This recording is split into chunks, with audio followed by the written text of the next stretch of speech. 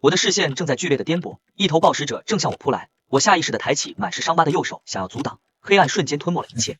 我不甘心就这样死去，如果能重来一次，我绝不会再相信吴洪山那个背叛人类的杂碎。一道白光刺入眼帘，我猛地睁开眼，看见面前站着一位穿白大褂的女医生，手中拿着水银体温计，她胸牌上写着实习校医林月。同学听得见吗？体温39度，你需要挂水。林月那个前世死在尸潮初期的校医，她还活着。我猛地坐起身，阳光洒在地板上，我看到墙上电子钟跳动着2025年6月8日11点。我的视野中央突然弹出一个半透明的红色界面，那是刻在视网膜上的倒计时。应检测到宿主脑波活跃，末日要塞系统预加载，距离灾难爆发还有1分钟。1分钟，我意识到自己真的重生了。看着这双没有伤疤的手，我用力握拳，指甲陷进肉里的痛感真实无比。上一世我活得像条狗，这一世我要做这废土的主宰。林医生，去锁门。啊，你说什么？还有同学要来看病？我没时间解释，我一把扣住林月的手腕，感受到了那是医生特有的冰凉触感。我盯着他的眼睛，立刻锁死大门，不管谁敲门谁惨叫都别开，想活命就照做。你抓疼我了，你烧糊涂了吗？冷静点。看着他惊慌失措的样子，我才反应过来，现在的他还不是那个末世校医。我松开手，大步走向门口。既然他不动，那就我来。我冲到门口，2声将门反锁，双臂发力，将桌子死死抵在了门后。陈宇峰，你疯了，严重违反校规，我要叫保卫处了。我转过身，背靠着被堵死的门，心里只有冷笑，因为1分钟后，他们就会变成吃人的野兽。我无视了他的威胁，快步走向药品柜。我很清楚，系统初期根本无法兑换药物，这些存货就是我的第2条命。别乱动，那是公家财产。我像个贪婪的劫匪，将仅有的几盒消炎药、纱布和葡萄糖统统扫入包中。想报警就报，建议你先看看窗外，看这世界最后一眼。我拉上背包拉链，掏出折叠水果刀，啪的一声弹开刀刃。我走到窗边，看着楼下还在打球的学生们，我想尽情享受这最后的宁静吧。我的视野右上角那红色的倒计时正在无情的跳动，19、8。随着倒数归零，窗外原本湛蓝的天空瞬间被染成了诡异的暗红色。操场上立刻传来了第一声撕心裂肺的尖叫：救命，别咬我！操场中央那个正在运球的男生突然抽搐倒地，周围同伴刚围上去，他就以扭曲的姿势站起，一口咬住了最近女生的脖颈，鲜血喷溅，末日如期而至。天啊，那是小张，他怎么在咬人？这是拍电影吗？我没有回头，只是冷眼看着楼下的炼狱。林月抓着我衣角的手在剧烈站立，不是电影，是现实。林医生，欢迎来到地狱。倒计时结束，末日要塞系统启动，宿主拥有新手礼包，是否开启？我看着视野中的金色弹窗，心中默念开启。获得初级指挥中心图纸1张，初始生存点50，请选定地点。我的视线穿过窗户，锁定操场北区那块空旷的草坪，那里地势开阔，是我早就选好的宝地。我集中精神，一个蓝色虚线框笼罩在了草坪上，我确认坐标，放置基地。随着我意念移动，一道金色的光柱轰然砸向北区，周围奔逃的学生和丧尸被气浪掀飞，大地剧烈震颤，一座充满废土重金属风格的钢铁建筑指挥中心凭空拔地而起，轰然落地。指挥中心建成等级1级，领地已划定。房子怎么出现的？陈宇峰，你做了什么？我转过身看着林月，我没有解释，只是握紧手中的水果刀，走向那扇被堵住的门。因为门外传来了沉重的拖踏脚步声，剧烈的撞击声让门颤抖。别开门，有怪物。透过观察窗，我看到保安王大爷那张青灰色的脸贴在玻璃上，双眼翻白，满嘴黑液。初级丧尸弱点是头部，对我来说就是行走的生存点。我深吸一口气，肾上腺素分泌，这具身体太弱，必须一击必杀。林月躲柜子后面，我拧开门锁，门被撞开的瞬间，我侧身闪过那双腐烂的手臂，看着冲进来的狰狞面孔，我眼神一凛，水果刀划过一道寒光，刀锋精准划伤脖子。我手腕用力一脚，丧尸瞬间瘫软，我顺势一脚将尸体踢出门外，反手再次关门。击杀普通丧尸，生存点+1，当前51。我甩掉刀上的黑血，大口喘气。我回头看向瑟瑟发抖的林月，嘴角冷笑：别抖了，林医生，这只是开始。走廊里传来了更多脚步声，刚才的动静引来了丧尸群。我背靠门板，单靠水果刀肯定杀不出去，是时候展示系统的力量了。我闭眼连接视野中的兵营图标，系统打开兵营，眼前弹出蓝色列表，招募动员兵，消耗10生存点，特点是力量强且免疫感染。我有51点，先来2个保命。我果断点击招募，消耗20生存点，动员兵据线中。空气中蓝光粒子飞速重组，光哪来的光？蓝光散去，2个1米9高、肌肉隆起的彪形大汉凭空出现，他们面无表情，手握消防斧和防爆圆盾。动员兵1号、2号报道，请下令。那低沉的声音充满了绝对服从，这就是我在末世立足的根本。不用多礼，守住门口，杀无赦。是。2名动员兵立刻转身堵门。我转头看向已经吓傻的林月，别发呆，收拾急救箱、纱布、止血钳、抗生素全带上。你到底是人是鬼？别管，我是能带你活下去的人。我打开大门，走廊里的5只丧尸瞬间转头，嘶吼着扑来。我站在动员兵身前，在脑海下达指令：杀！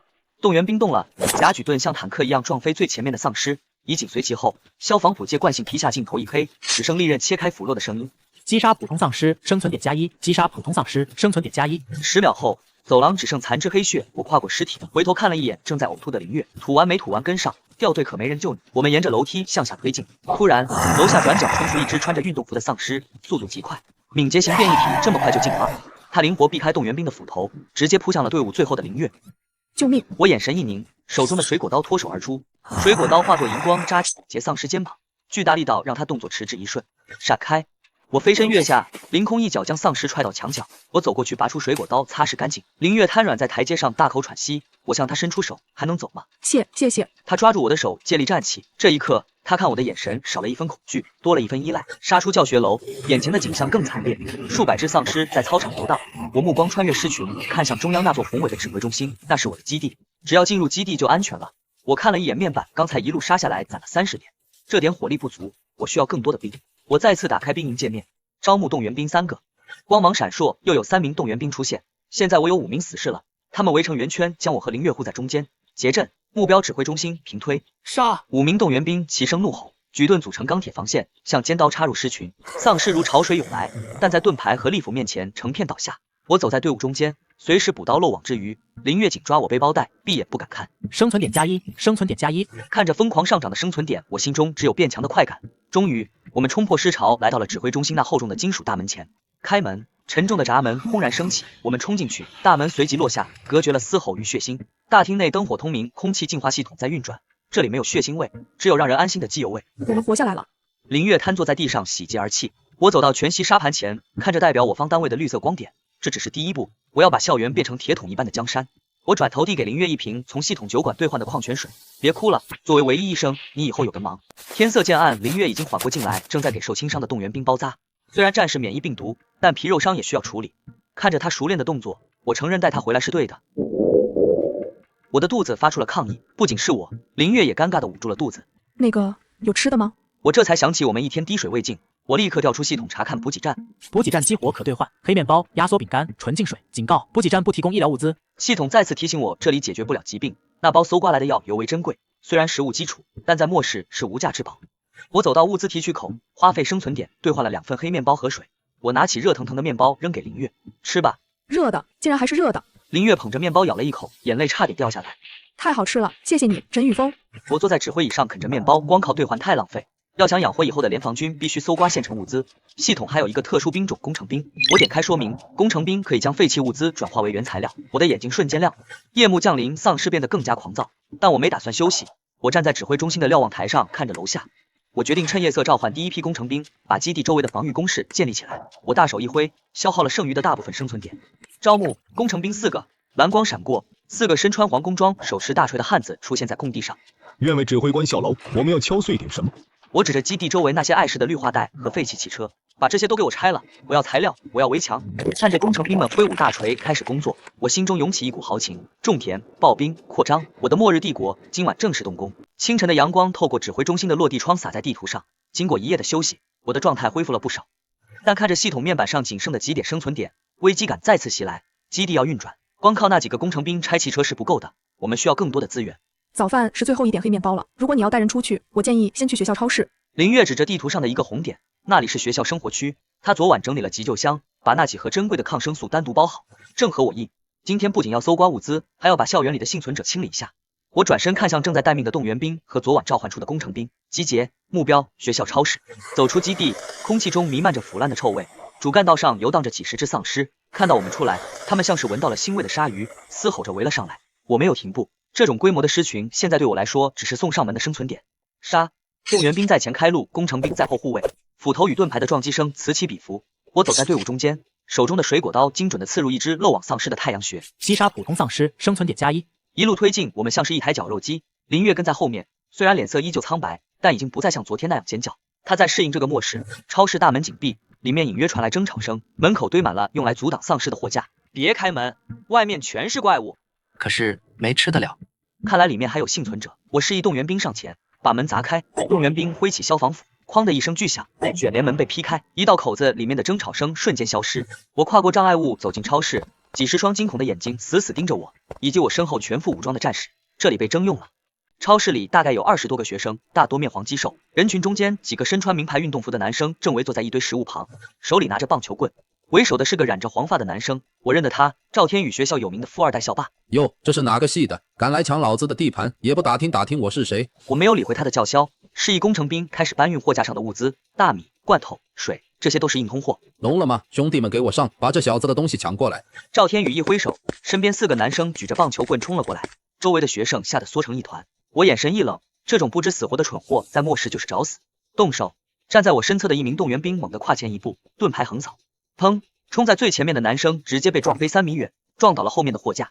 剩下的几个人瞬间僵在原地，惊恐地看着如同铁塔般的动员兵。我走到赵天宇面前，他此刻脸色惨白，手里的棒球棍都在抖。你想干什么？我爸是校董，我有钱，我有。我一把掐住他的脖子，将他提了起来。他的双脚离地，拼命蹬腿。末世了，你的钱连擦屁股都嫌硬。我手掌用力看着他因窒息而涨红的脸，周围一片死寂。陈宇峰，别杀人！林月的声音让我恢复了一丝理智。现在杀了他太便宜，甚至可能引起幸存者的反弹。我需要劳动力。我像丢垃圾一样把赵天宇甩在地上。所有人听着不想死的，现在开始搬运物资回基地。干活的有饭吃，不干活的就留在这里喂丧尸。看着那些学生争先恐后的去搬箱子，甚至连赵天宇的小弟都跑去干活了。我满意的转身。秩序是建立在暴力之上的。一箱箱物资被运回基地，工程兵力用转化能力将一些无法直接使用的杂物转化为基础材料，木材、石料、铁矿。获得物资：大米500千克，饮用水200升，转化材料木材100，铁矿50。看着仓库逐渐充盈，我心中稍安。有了这些，这几十号人至少能撑一周。刚才谢谢你没杀他。林月正在清点药品，他看着我，眼神复杂。留着他还有用，在这个世界，圣母心会害死人，但有时候恐惧比死亡更有用。夜深了，幸存者们被安排在1楼大厅打地铺。赵天宇缩在角落里，看着动员兵巡逻的身影，眼神怨毒。我坐在2楼的指挥室查看系统面板。今天的扫荡让我收获颇丰。生存点已经涨到了300多点，可以升级了。我点击指挥中心，选择升级，消耗200生存点，木材50，铁矿50。指挥中心升级中，预计时间1小时。整个建筑发出了轻微的震动，外墙开始泛起金属光泽，空间在悄无声息的扩大。升级后的基地将解锁更多建筑，比如围墙和哨塔，这将是我们抵御尸潮的关键。还剩100点，继续报兵。我再次招募了5名动员兵和3名工程兵，现在的兵力足够我控制半个校园了。第2天一早，系统提示升级完成，基地焕然一新，更加坚固，还多出了2层地下室。正当我准备规划今天的行动时，楼下传来了一阵骚动。指挥官，发现幸存者求救信号。我走到窗边，看到几百米外的图书馆楼顶，有人正挥舞着红布。透过望远镜，我看到那是一个女生，长发飘飘，但被困在露台上。楼梯口挤满了丧尸。那是苏清寒，江海大学的校花，前世著名的冰系异能者。他还没死，而且还没觉醒，这可是个潜力股，如果能收服他，战力将大增。林月带上急救箱，我们要去救人。我们杀到了图书馆楼下，这里的丧尸密度比超市那边大得多，甚至有几只敏捷型丧尸在墙壁上攀爬。苏清寒在楼顶绝望地看着下面。结缘阵，工程兵搭建梯子，动员兵掩护，战斗瞬间爆发。我手持新兑换的金刚长刀冲在最前面。就在我即将清理完门口的丧尸时，一只体型巨大的变异猫突然从树上窜出，直扑我的面门。那是一只家猫变异而成的怪物，体型像豹子一样大，爪子闪烁着寒光，速度太快了，我下意识举刀格挡。巨大的冲击力让我后退了好几步，变异猫落地，发出一声刺耳的尖叫，再次扑来。动员兵的斧头砍在它身上，竟然只留下一道白印，它的皮毛进化出了类似金属的质感。一阶变异兽这么强，我咬牙调动全身力量，趁它扑向动员兵的空档，一刀捅进了它柔软的腹。变异猫惨叫着挣扎，利爪胡乱挥舞，撕拉。我的左臂传来剧痛，3道深可见骨的抓痕出现在手臂上，鲜血瞬间涌出。变异猫终于倒下了，我们冲进图书馆，救下了苏清寒。苏清寒看着满身是血的我，眼中满是震惊和感激。谢谢你救了我。我没有力气回应他，失血过多的眩晕感袭来，伤口处传来火烧般的灼痛。我低头看去，伤口周围的皮肤已经开始发黑肿胀。别动，伤口有毒。林月冲过来，迅速剪开我的袖子，她的手在抖，脸色比我还难看。不是丧尸病毒，是细菌感染，而且毒性很强，必须马上消毒缝合，还需要抗生素。我强撑着意识，看向那个从校医室带出来的急救包，用那几盒药。不够，那只是普通的消炎药，压不住这种变异毒素，你需要特效抗生素，还有血清。我的视线开始模糊，系统面板上弹出了刺眼的红框，警告：宿主受到重度感染，生命值下降中，败血症风险90%。我被抬回了基地，躺在简易的病床上，高烧让我的意识有些涣散。林月正在给我做简单的清创，但那种灼烧感顺着血管蔓延全身。体温40度了，陈宇峰，你不能睡，校医室的药根本没用。我费力地睁开眼，看着系统商城，医疗分类依然是灰色的未解锁。该死，难道重活一世要死在一只猫手里？不，还有办法，是医院。什么？我死死抓住林月的手，眼神疯狂。去13甲医院，那里有药，去抢！我被扶到大厅，所有的幸存者都看着虚弱的我，眼神各异。赵天宇躲在人群后，眼中闪过一丝幸灾乐祸的金光，他觉得机会来了。我强撑着站直身体，扫视全场。我要去市医院拿药，谁熟悉路况？人群一片死寂。市中心那是丧尸的老巢，去那里等于送死。我去过，我在那里实习过，我知道药房在哪。看着林月坚定的眼神，我心中一暖。好，动员兵1队、2队集合。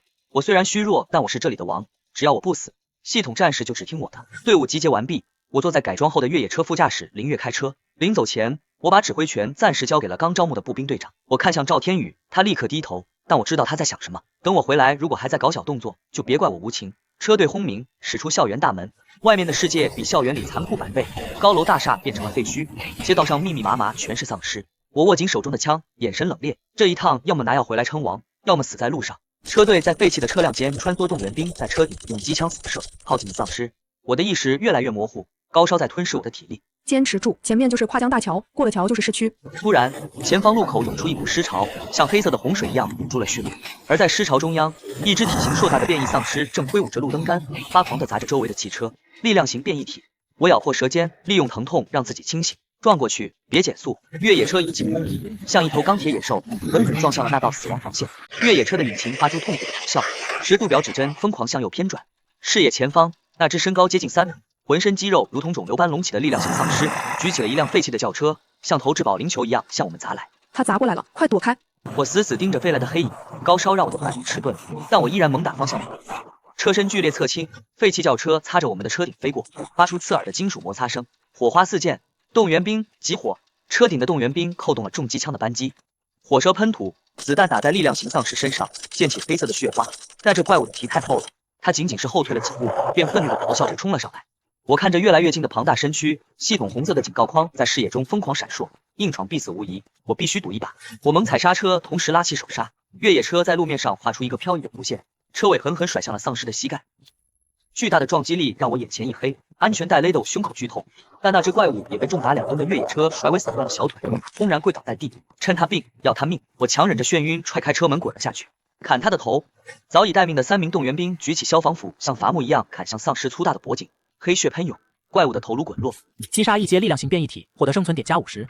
我靠在车轮上大口喘息，视线开始出现重影。林月冲过来扶住我，他的手上全是冷汗。车头撞坏了，水箱漏了，我们得换车或者不行，你还能坚持吗？我看着桥对面隐约可见的医院大楼，那是生的希望。走过去没多远了，动员兵开路，别恋战。我们弃车步行，街道上到处是废弃的车辆和游荡的丧尸。好在刚才的战斗吸引了大部分火力，我们利用车辆作为掩体快速穿插。我的意识越来越模糊，全靠林月架着我的胳膊在走。我感觉自己就像是个发烫的火炉。警告，感染指数上升，距离休克还有30分钟。我咬破舌尖，铁锈味的血液让我清醒了一瞬。我抬头看到了那个红色的十字标志，到了，就在前面。医院大门口挤满了身穿病号服和白大褂的丧尸，这里是病毒爆发的重灾区，密度比学校恐怖10倍。我看着那些依然在徘徊的病人，心中升起一股寒意。如果硬闯，我们会被撕成碎片。不能走正门，急诊大厅肯定堵死了，走侧面的员工通道，那里直通药房仓库。林月的专业判断救了命，我点了点头，示意动员兵跟着他。我们贴着医院围墙绕到了侧后方，这里有一扇不起眼的铁门，但这扇门被里面反锁了。我示意一名动员兵上前，动员兵抡起斧头，无声地劈开了挂锁。我们鱼贯而入，通道里一片漆黑，只有墙上的应急指示灯发出幽幽的绿光，空气中弥漫着高浓度的消毒水和腐烂尸臭混合的味道，令人作呕。我打开手电筒，光束刺破黑暗。突然，天花板上传来奇怪的摩擦声，上面一只4肢着地、穿着破碎护士服的变异丧尸像壁虎一样吸附在天花板上，猛地向林月扑来。我下意识地推开林月，抬起手机的手枪自动扳机，枪火在黑暗中闪烁，子弹击中了变异护士的肩膀，他惨叫一声跌落在地。还没等他爬起来，身边的动员兵已经一盾牌砸碎了他的脑袋。这是什么东西？他的手指进化成爪子了？我没有时间解释，这是敏捷型丧尸的前身。我的体温已经烧到了41度，视线变成了血红色。快走，药房在几楼？2楼药房在2楼尽头，坚持住。我们冲上楼梯，2楼走廊里游荡着10几只丧尸，听到脚步声纷纷转头。在狭窄的走廊里，动员兵的盾牌发挥了最大作用，他们并排推进，像推土机一样将丧尸挤在墙角砍杀。我跟在后面，脚步虚浮，每一次呼吸肺部都像着了火。突然，走廊深处的阴影里传来了一声类似野兽的低吼，那声音沉闷如雷，甚至震得玻璃窗嗡嗡作响。这种压迫感是2阶变异体。警告，侦测到高能反应，建议立即撤离。撤离笑话，药就在前面，哪怕是死神拦路，我也要崩掉他2颗牙。走廊尽头，药房的铁栅栏门近在咫尺，但一只巨大的怪物挡在了必经之路上。那是一只剥了皮般的血黑色怪物，肌肉组织裸露在外，长着锋利的爪子和长长的舌头。爬行者爬行者没有眼睛，靠听觉和嗅觉领略。他闻到了我们身上的活人气息，发出嘶嘶的声音。我握紧手枪，对动员兵下令：盾墙防御，保护灵月。爬行者动了，他像一道红色的闪电，瞬间跨越了10米的距离，巨大的爪子狠狠拍在动员兵的盾牌上。一声巨响，2名力量惊人的动员兵竟然被拍得向后滑行了2米，地板被划出深痕。趁着动员兵抗住正面，我举枪射击，子弹打在他裸露的大脑上，溅起血花，但似乎没能造成致命伤，反而激怒了他。爬行者发狂了，他长舌一卷，缠住了一名动员兵的脖子，猛地将其甩飞，撞向墙壁，防线破了。他调转方向，直接扑向了最脆弱的灵月。该死，身体太沉重了，我根本跑不过他，我只能用尽最后一点力气，猛地将手中的多功能军刀甩了出去。刀锋旋转，扑哧一声扎进了爬行者的后背。他吃痛回头，把目标锁定了我。他放弃了灵月，以此生最快的速度向我扑来。我看着那张满是利齿的巨口在眼前放大，腥臭味扑面而来。我没有躲，因为我知道躲不开。我从腰间拔出一颗光荣弹，大拇指扣住了拉环。来啊，同归于尽吧！就在我准备拉环的瞬间，侧面冲过来一个黑影，是被甩飞的那名动员兵。他悍不畏死地抱住了爬行者的后腰，2人滚作一团。剩下的动员兵一拥而上，乱斧齐下。在付出了2名动员兵重伤的代价后，那只爬行者终于被砍断了脊椎，不再动弹。陈宇峰门开了，林月已经趁乱打开了药房的门，他冲过来架起已经摇摇欲坠的我，拖进了药房。最后一名动员兵退进屋内，用盾牌死死顶住了药房大门。我瘫软在药架下，视线彻底黑了下去。我感觉自己漂浮在火海里，每一寸皮肤都在燃烧。耳边传来林月翻箱倒柜的声音。找到了头孢曲松钠、破伤风免疫球蛋白，还有退烧针。冰凉的液体注入我的静脉，那是救命的药。陈宇峰，你别睡，药效起作用需要时间，你一定要挺住。我努力想睁开眼，但眼皮有1000斤重。我感觉到一双柔软的手在给我擦拭额头的冷汗。检测到高浓度抗生素注入，身体免疫系统激活，正在辅助清除毒素。系统的提示音像天籁一样，紧接着一股暖流从心脏位置涌出，那是系统在消耗生存点修复我的机体。门外传来了剧烈的撞击声和丧尸的抓挠声，那是刚才的战斗引来的狮群。那扇铁门撑不了多久，他们要进来了。我感到手中被塞进了一把冰冷的手术刀。如果他们冲进来，我会挡在你前面。你救了我这么多次，这次换我保护你。听到这句话，我心中猛地一颤。这个柔弱的女医生在这一刻真正成为了我的战友。我怎么能让女人挡在前面？给我醒过来！在一片虚无的黑暗中，我看到了那个发光的系统面板。宿主濒死体验触发潜能，检测到体内存在变异雷系能量残留，是否消耗100生存点进行引导觉醒。雷系异能，前世我直到中期才觉醒的能力竟然提前了。觉醒，立刻觉醒开始警告，过程将伴随剧烈疼痛。现实中，大门轰然倒塌，10几只丧尸咆哮着冲进药房。别过来！林月挥舞着手术刀，却被一只丧尸扑倒在地。眼看那张腐烂的大嘴就要咬向他的喉咙，一股狂暴的电流瞬间贯穿我的全身，我的心脏剧烈跳动，仿佛变成了雷鸣的鼓点。我猛地睁开眼，双眼中似乎有蓝色的电弧在跳动。滚开！我抬起手，掌心对准那只扑向林月的丧尸。一道耀眼的蓝色电弧从我掌心爆射而出，瞬间击穿了丧尸的头颅。那只丧尸浑身抽搐，焦黑倒地。陈宇峰，你……我缓缓站起身，高烧的虚弱感一扫而空，取而代之的是充盈全身的爆炸性力量。系统修复加上异能觉醒，我重生了。我看着门口涌进来的丧尸群，嘴角勾起一抹冷笑。林月躲我身后来，我捡起地上的金刚长刀，蓝色的电流顺着手臂缠绕上刀身，将这把反铁变成了雷刃。我身影一闪，冲入狮群。这一次不再是艰难的搏杀，而是单方面的屠戮。每一刀挥出都伴随着电弧炸裂的声音。丧尸只要被踏到，就会被高压电流麻痹，然后被斩首。5分钟后，药房和走廊里铺满了尸体。我站在尸堆中央，身上的电流缓缓消散。觉醒成功，1阶雷电异能，身体素质强化完成。我转过身，林月正呆呆地看着我，仿佛在看一个神明。我走过去拉起他，顺手把那些还没被破坏的珍贵药品全部扫入系统空间或者大背包里。药拿到了，我们回家。回家。我带着林月和仅剩的2名残血动员兵，大步走出医院。回到基地时已经是傍晚，我们满载而归，带回了整整2背包的急救药品。留守的幸存者们看到我们活着回来，眼中充满了敬畏。我看到赵天宇站在人群中，脸色阴沉，他大概以为我回不来了。我走到大厅中央，将一包抗生素扔给负责后勤的学生。从今天起，生病不再是死刑，只要为基地做贡献，就有药治。城主万岁！我看向系统面板，这次虽然惊险，但收获巨大，不仅解决了药品危机，还觉醒了异能。我点开铁匠铺的图标，既然有了雷电异能，普通的武器已经配不上我了，是时候打造那套装备了。黑铁套装。我看着窗外的夕阳，握紧了拳头。赵天宇，你的好日子到头了。清晨，我正在清点昨晚从医院带回来的战利品。除了珍贵的药品，最让我心动的是那只爬行者尸体，确切的说，是动员兵从他那破碎的脑袋里挖出来的一枚淡红色晶体。我手里捏着这枚晶体，它只有拇指大小，但在昏暗的仓库里散发着迷人的微光。这就是元晶，末世进化的钥匙，也是系统的高级货币。这是什么？像红宝石一样，但在发热。我看着林月好奇的眼神，将元晶举高对着灯光。这是变异体的能量核心，我们叫它元晶，普通丧尸没有，只有进阶的怪物才有。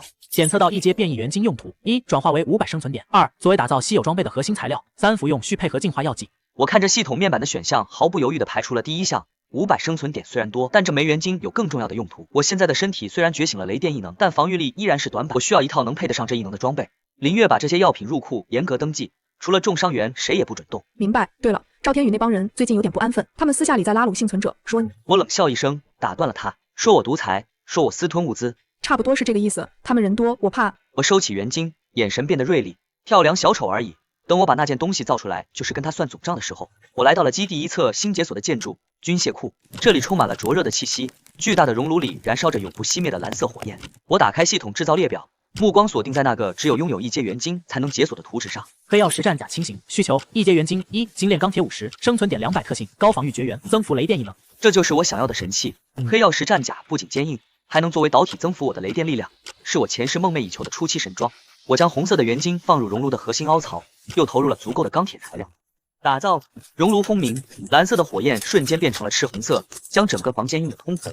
叮叮当当的锻打声在耳边回荡，那是力量的乐章。等待装备制造的间隙，我来到操场巡视，基地里的幸存者已经增加到了50多人，大多是之前的学生。我看到赵天宇正站在一群男生中间，手里拿着半包不知道从哪藏的香烟，正在分发。凭什么他吃肉我们喝汤？这学校是我们大家的，物资也是大家的。他陈宇峰不过是运气好捡了个系统。我的听觉在觉醒后变得异常敏锐，这些话一字不漏地钻进了我的耳朵。我停下脚步，冷冷地看着赵天宇，他似乎察觉到了我的目光，立刻闭嘴，脸上堆起假笑，但眼底的怨毒怎么也藏不住。还在演戏，很好，我看你能演到什么时候。在指挥中心铁匠铺内，3个小时后，系统提示音响起，锻造完成，恭喜指挥官获得稀有装备黑曜石战甲。熔炉的舱门缓缓打开，一阵白色的蒸汽散去，一套通体漆黑、流线型设计的全身铠甲静静地悬浮在重力台上。它不像古代的板甲那样笨重，反而充满了未来科技感。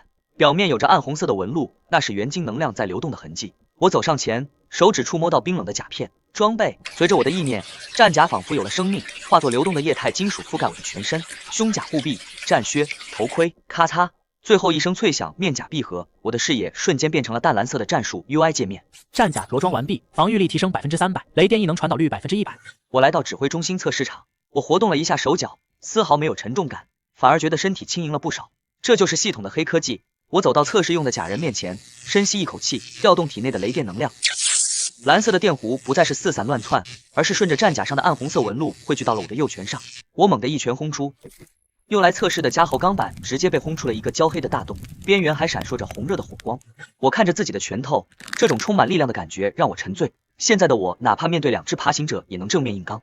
就在这时，刺耳的警报声突然在基地内响起，警告：基地内部发生暴乱，有人正在攻击补给站。我眼神一冷，赵天宇，你终于忍不住了吗？我没有解除战甲，就这样穿着一身黑甲大步走向食堂，还没进门就听到了里面的争吵声。林月，识相的就把仓库钥匙交出来。陈宇峰私吞了那么多物资，我们拿回属于自己的一份有什么错？那是陈宇峰拼命换来的，你们不仅不干活，还想抢。我推开门，只见赵天宇手里拿着一把自制的砍刀，身后跟着10几个男生，正把林月和几个负责后勤的女生围在中间。地上一片狼藉，刚做好的面包被踩得稀烂。2名试图阻拦的动员兵因为我的命令是不准伤害幸存者，此刻只能举着盾牌被动挨打，身上挂了彩。我的怒火瞬间点燃，你们在干什么？这带有金属质感的冰冷声音让全场瞬间安静，所有人都转头看向门口这个如同未来战士般的黑甲人。你是谁？陈宇峰。我一步步走进去，沉重的战靴踩在地板上发出咚咚的闷响。我给过你机会，赵天宇活着不好吗？你少装神弄鬼，穿个铁壳子吓唬谁呢？赵天宇虽然嘴硬，但脚在后退，他突然举起左手，掌心竟然冒出了一团橘红色的小火球。陈宇峰，别以为只有你觉醒了，老子昨天也觉醒了火系异能，现在我也是进化者。兄弟们，别怕他，干掉他，这基地就是我们的。看着那团只有拳头大小、飘忽不定的火球，我差点笑出声，这就是他的底气。我打开面甲，露出一双充满讥讽的眼睛。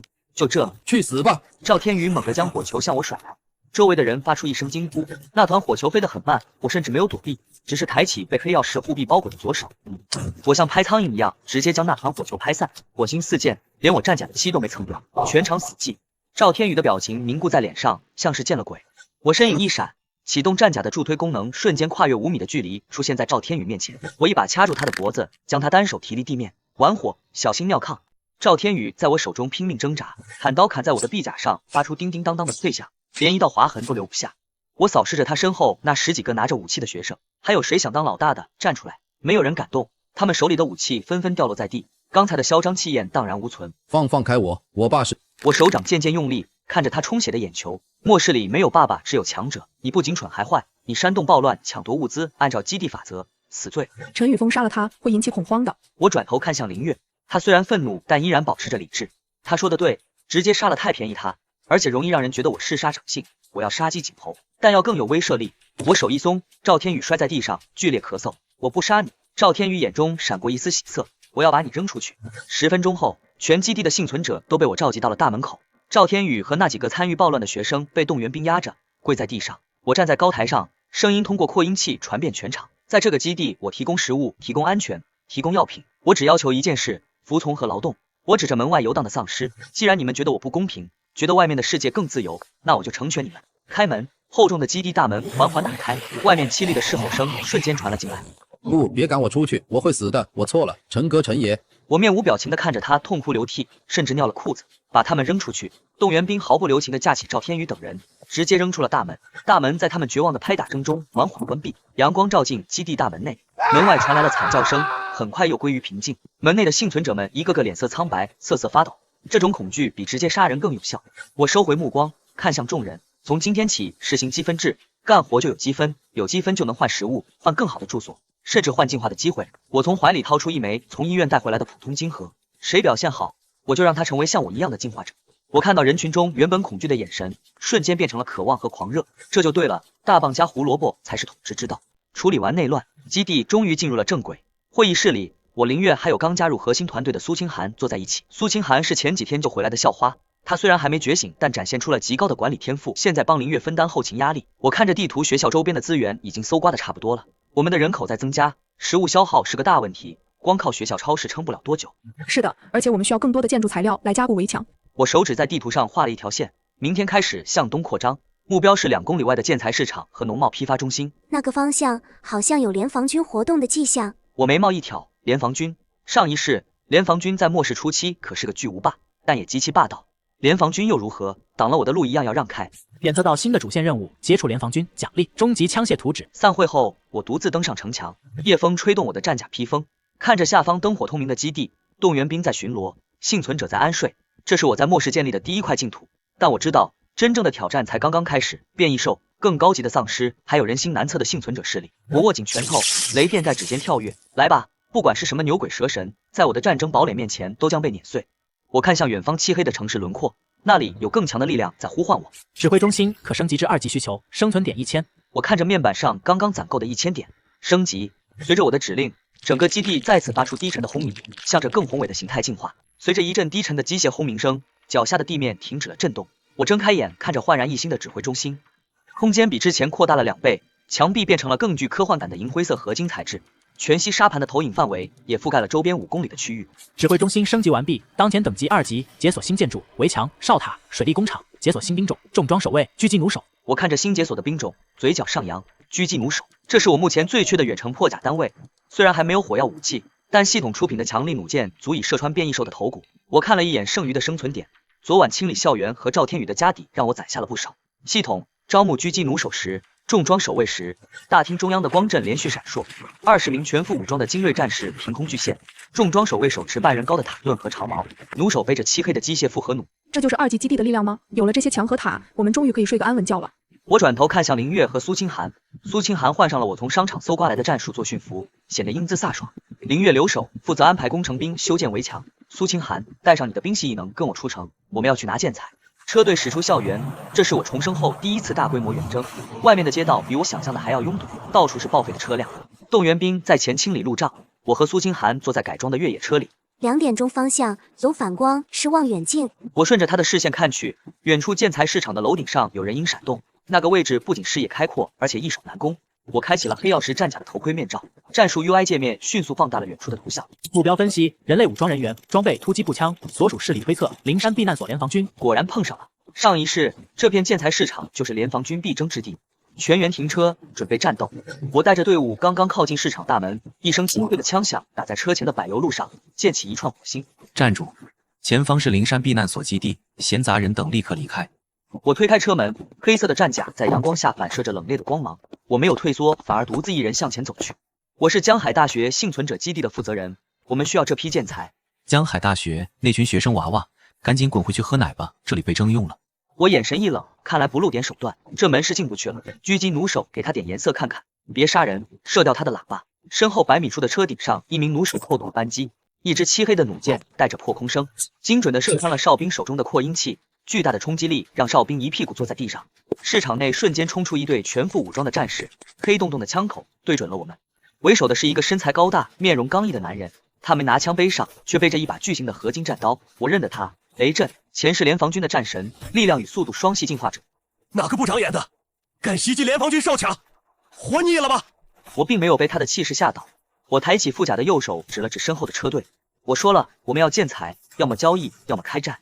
就凭你们这几把工匠和斧头，我敬你是条汉子，给你3秒钟消失，否则格杀勿论。雷震身上的气势陡然爆发，周围的尘土都被他散发出的能量波动吹开。2阶进化者，不，现在的他还是1阶巅峰，但在前期已经是无敌的存在了。可惜他遇到的是我。苏清寒看好车队，我去会会他。小心，他很强。我独自走进空地，雷震示意手下放下枪，他要亲自教训我这个不知天高地厚的幸存者。小子，我让你一只手。我没有废话，直接启动了战甲的超频模式，雷电能量注入，敏捷提升50%。我脚下一蹬，整个人化作一道黑色的彩影冲了出去。好快！雷震的反应极快，他瞬间拔出背后的战刀，横刀格挡。我的拳头带着蓝色的电弧，重重轰在他的刀面上。一声巨响，雷震被巨大的冲击力震得向后滑行了5-6米，双脚在地面离出2道深沟。他眼中的惊世瞬间消失，取而代之的是凝重。雷系异能还是力量性，有意思。雷震怒吼一声，浑身肌肉隆起，将迷彩服撑得紧绷。他挥舞弹刀，像一辆坦克般向我撞来。他的刀法大开大合，每一击都带着破风声。如果被砍中，就算是黑曜石战甲也扛不住。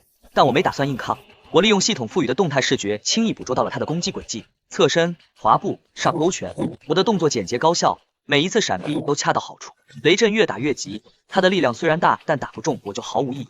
抓住他就力未生心力未接的空档，我猛地欺身而上。雷切！我的手掌化作手刀，高压电流在指尖凝聚，狠狠切向他的手腕。电流瞬间击穿了雷震的生物电场，他只觉得手腕一麻，手中的合金战刀脱手飞出，插在旁边的水泥柱上。没等他反应过来，我已经绕到了他身后。黑曜石护臂上的利刃弹出，抵住了他的颈动脉。你输了！全场死寂，那些原本准备看好戏的战士们全都目瞪口呆，枪口颤抖着不敢举起。他们的战神竟然在10招之内被制服了。技不如人，要杀要剐随你便。我收回利刃，推开雷震。我不是来杀人的，联防军这棵大树还有利用价值。我说了，我是来做生意的。雷震揉着发麻的手腕，眼神复杂的看着我。他是个纯粹的战士，崇拜强者。你想要什么？我要这里的1半建材，作为交换，我可以给你们提供情报，或者这种装备。我指了指自己身上的黑曜石战甲。这战甲是你造的？我有我的渠道，这战甲防弹、防撕咬，还能增幅异能。如果你们感兴趣，可以用金盒来换。10分钟后，我和苏清寒坐在了联防军的临时指挥所里。雷震已经向避难所的高层汇报了情况，他看着我，态度客气了很多。上面同意了，建材你可以拿走1半。关于战甲的交易，我们需要样品回去测试。我从系统空间里拿出一只备用的黑曜石护臂，扔给他，拿去测。另外，我还要一样东西。什么？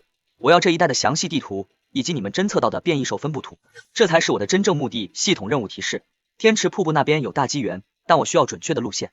这是机密。我看着他，手指轻轻敲击桌面，电弧在指尖跳跃。现在的世界，强者就是机密。给我地图，我欠你个人情。成交。交易达成。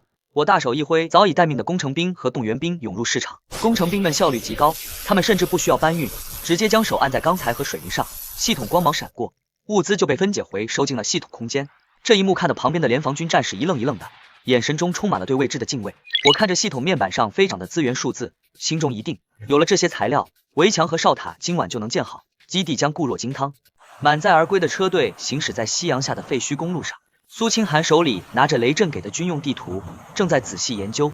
陈宇峰，你看这里。他指着地图边缘的一块红色标记区域，天池瀑布。联防军在这里标注了极度危险，而且旁边有一行小字批注：检测到不明高能反应，疑似有天才地宝出世。我的心脏猛地跳动了一下，前世的记忆涌上心头。没错了，就是那里。前世传闻天池瀑布出现过一枚戒石，能开启随身小世界，那可是无价之宝。我看着地图上那个红圈，眼神变得火热。看来我们的下一个目标确定了。去那里，可是联防军都标了极度危险。富贵险中求，如果不去，我们永远只能在这个小校园里称王称霸。回到基地时，天已经黑了。林月带着人在门口迎接，看着我们带回来的海量物资，整个基地沸腾了。我没有休息，立刻下令工程兵开始干活，围墙升级，哨塔建立。我要在明天天亮前看到一座真正的钢铁堡垒。无数蓝光在基地四周亮起，原本简陋的铁丝网正在被厚实的混凝土高墙取代。4座高耸的哨塔拔地而起，探照灯的光束刺破黑夜。我站在指挥中心顶层，俯瞰着这座正在生长的战争机器。基地防御力提升至 B 级，可抵御小型尸潮。但这还不够，天池瀑布之行凶险万分，我需要更强的力量。我回到房间，拿出了今天击杀丧尸和交易换来的几十枚金盒，五颜六色的金盒堆在桌上，散发着诱人的能量波动。系统全部转化，转化成功，获得生存点2000，当前异能等级一阶中级。随着能量注入，我感觉体内的雷电之力壮大了几分。我看向系统商城里那个一直灰暗的图标，特殊兵种龙鹰骑士，解锁条件拥有一只龙鹰战宠。天池瀑布那里不仅有戒石，还有龙鹰的巢穴，这一趟我势在必得。第二天一早，我召开了核心会议，张强作为新提拔的卫队队长也参加了会议。我把军用地图铺在桌上，手指重点在天池瀑布的位置。我要去这里一趟，大概需要3天。这里离基地有50公里，而且是深山老林，太危险了。我知道，但那里的东西对我们至关重要。我看向张强和苏清寒，我带走一半的重装守卫和狙击弩手。张强，你带着剩下的人守家，如果其他幸存者敢闹事，直接杀。放心吧，老大，有我在，一只苍蝇也飞不进来。我又看向苏清寒，苏清寒，你的兵系异能适合控场，你跟我走。好。最后我看向林月，他眼里的担忧藏不住，但他知道拦不住我。家里的后勤交给你了，如果遇到不可抗力，启动基地的紧急封闭模式，等我回来。你一定要活着回来。正午时分，出征队伍集结完毕，10名手持巨盾的重装守卫，10名背着机械弩的狙击弩手，还有我和苏清寒。这是一支全精英的小队。我穿戴好修补完毕的黑曜石战甲，跨上一辆改装后的越野摩托，所有的幸存者都站在围墙上为我们送行。他们知道每一次城主出征都会带回让基地更强大的东西。出发，引擎轰鸣，车队卷起尘土，冲出了钢铁大门，向着远方苍茫的群山驶去。天池瀑布，我来了，那里的兽王们准备好迎接你们的主人了吗？随着车队深入山区，周围的景象发生了翻天覆地的变化。原本枯黄的植被在末世能量的滋养下疯狂生长，路边的野草都有半人高，树木更是粗壮的像100年的古树。空气中弥漫着一股原始森林特有的潮湿和腐烂气息。我看着视野中系统雷达上不断闪烁的红色光点，知道我们已经踏入了人类的禁区。这里的植物好像是活的。苏清寒指着路边一株巨大的食人花状植物，它的藤蔓正在缓缓蠕动。我握紧了车把手，黑曜石战甲的面罩自动闭合，开启了热成像扫描模式。所有人下车步行前进，车辆目标太大，而且前面的路已经被树根拱断了。重装守卫开路，弩手2翼掩护，苏清寒居中，我断后。队伍迅速变换阵型，10名身穿厚重板甲、手持塔盾的重装守卫像推土机一样走在最前面，他们手中的合金长矛泛着寒光。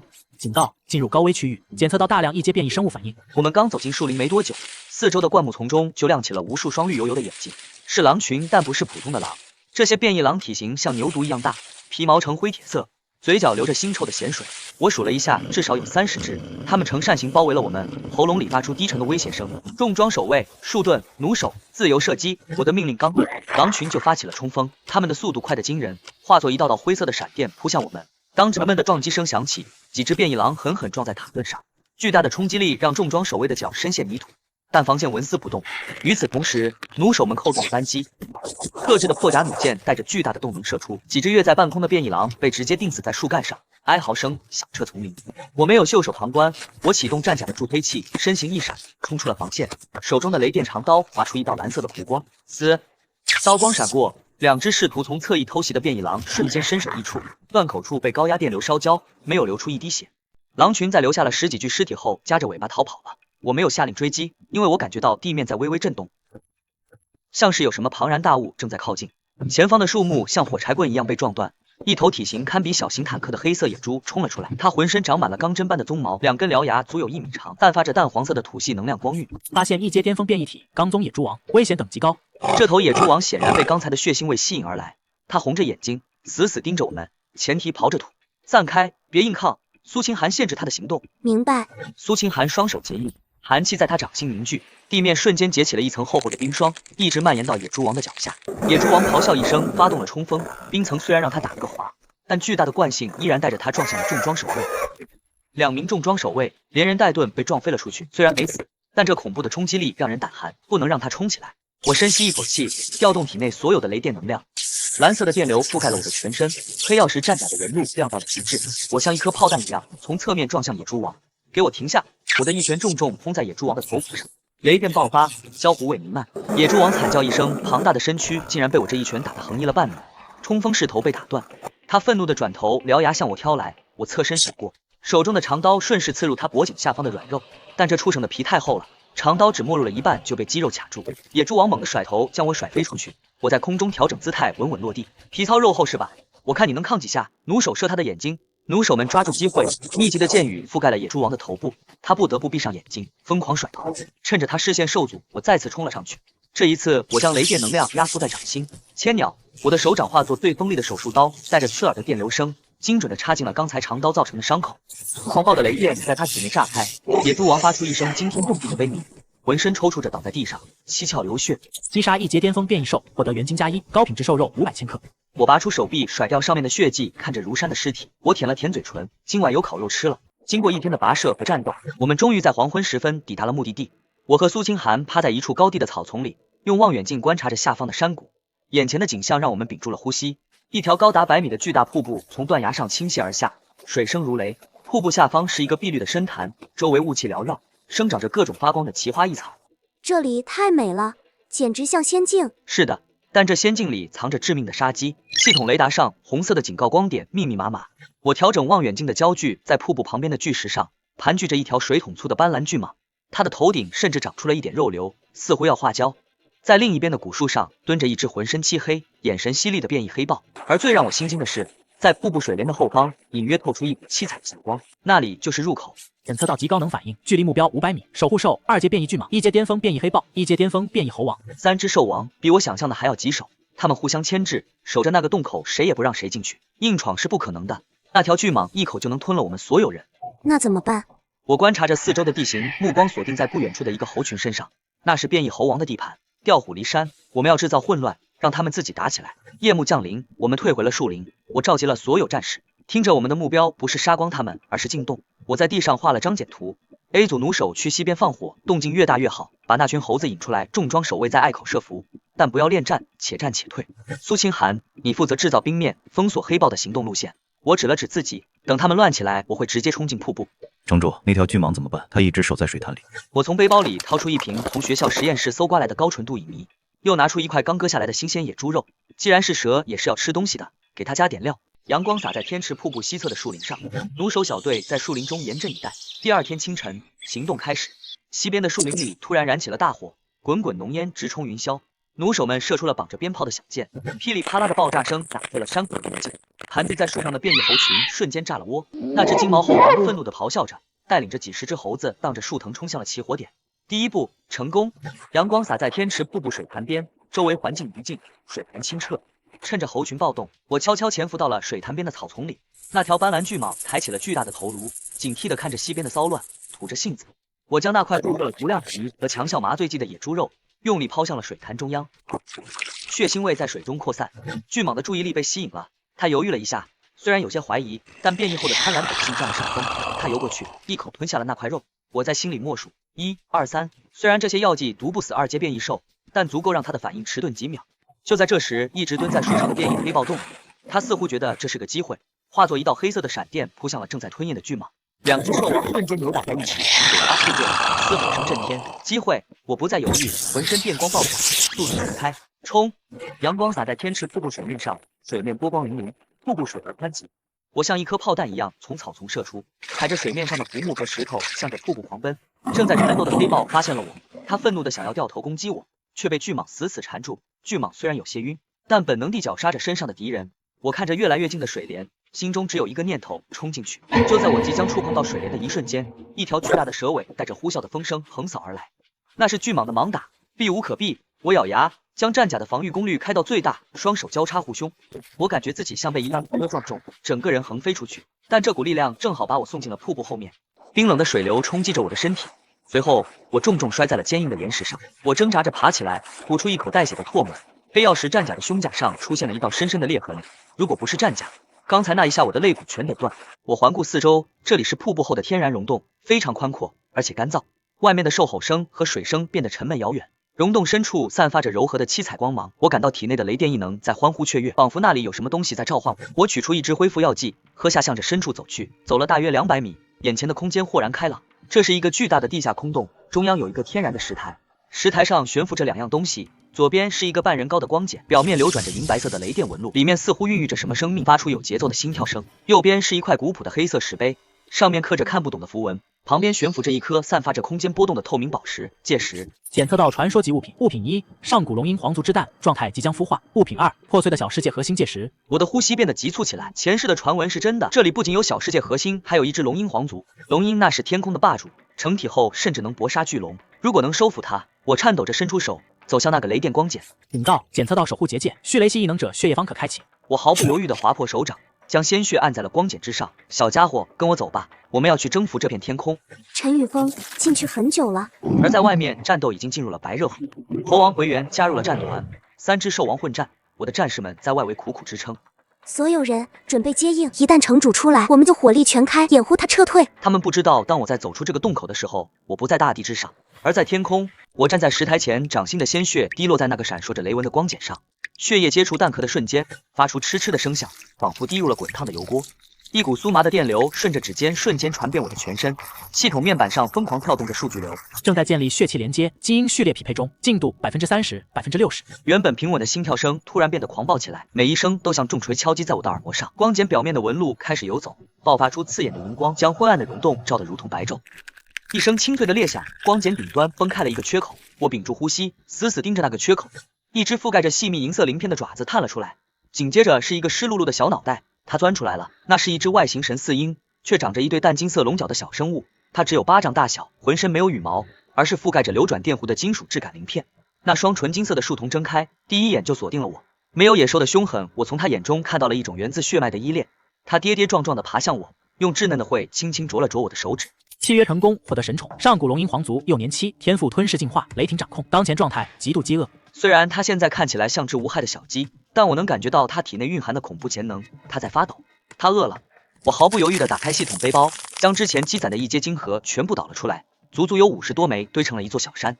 吃吧，小家伙，不管是10万还是100万，只要你能变强，我都给你。小龙鹰眼睛一亮，发出一声欢快的鸣叫，它扑进晶核堆里，像吃糖豆一样，嘎嘣一声咬碎了一枚坚硬的晶核。神奇的一幕发生了，随着晶核下肚，小龙鹰的身体开始以肉眼可见的速度膨胀，银色的鳞片变得更加厚实锋利，原本稚嫩的翅膀迅速延展，骨骼发出噼啪的生长声。1米、2米、3米，短短10分钟，它就吃光了所有的库存，体型暴涨到了1长5米的庞然大物。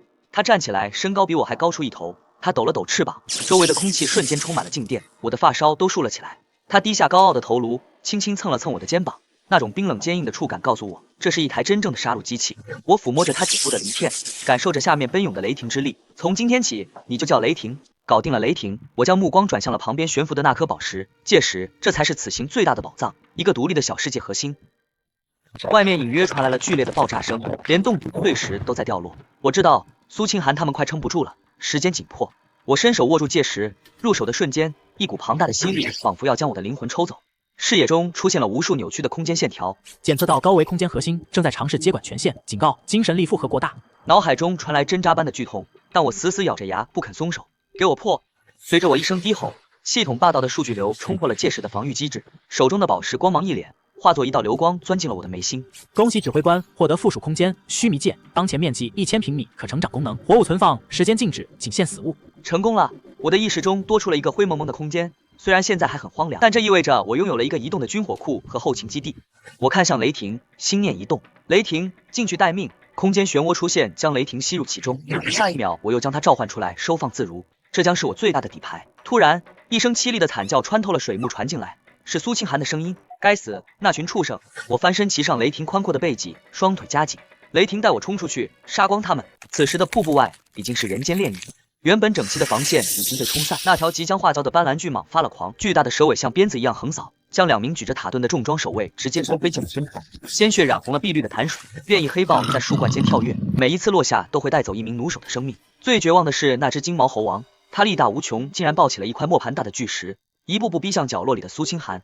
苏清寒的冰墙已经被砸得粉碎，他嘴角溢血，异能耗尽，只能眼睁睁看着那巨大的阴影笼罩下来。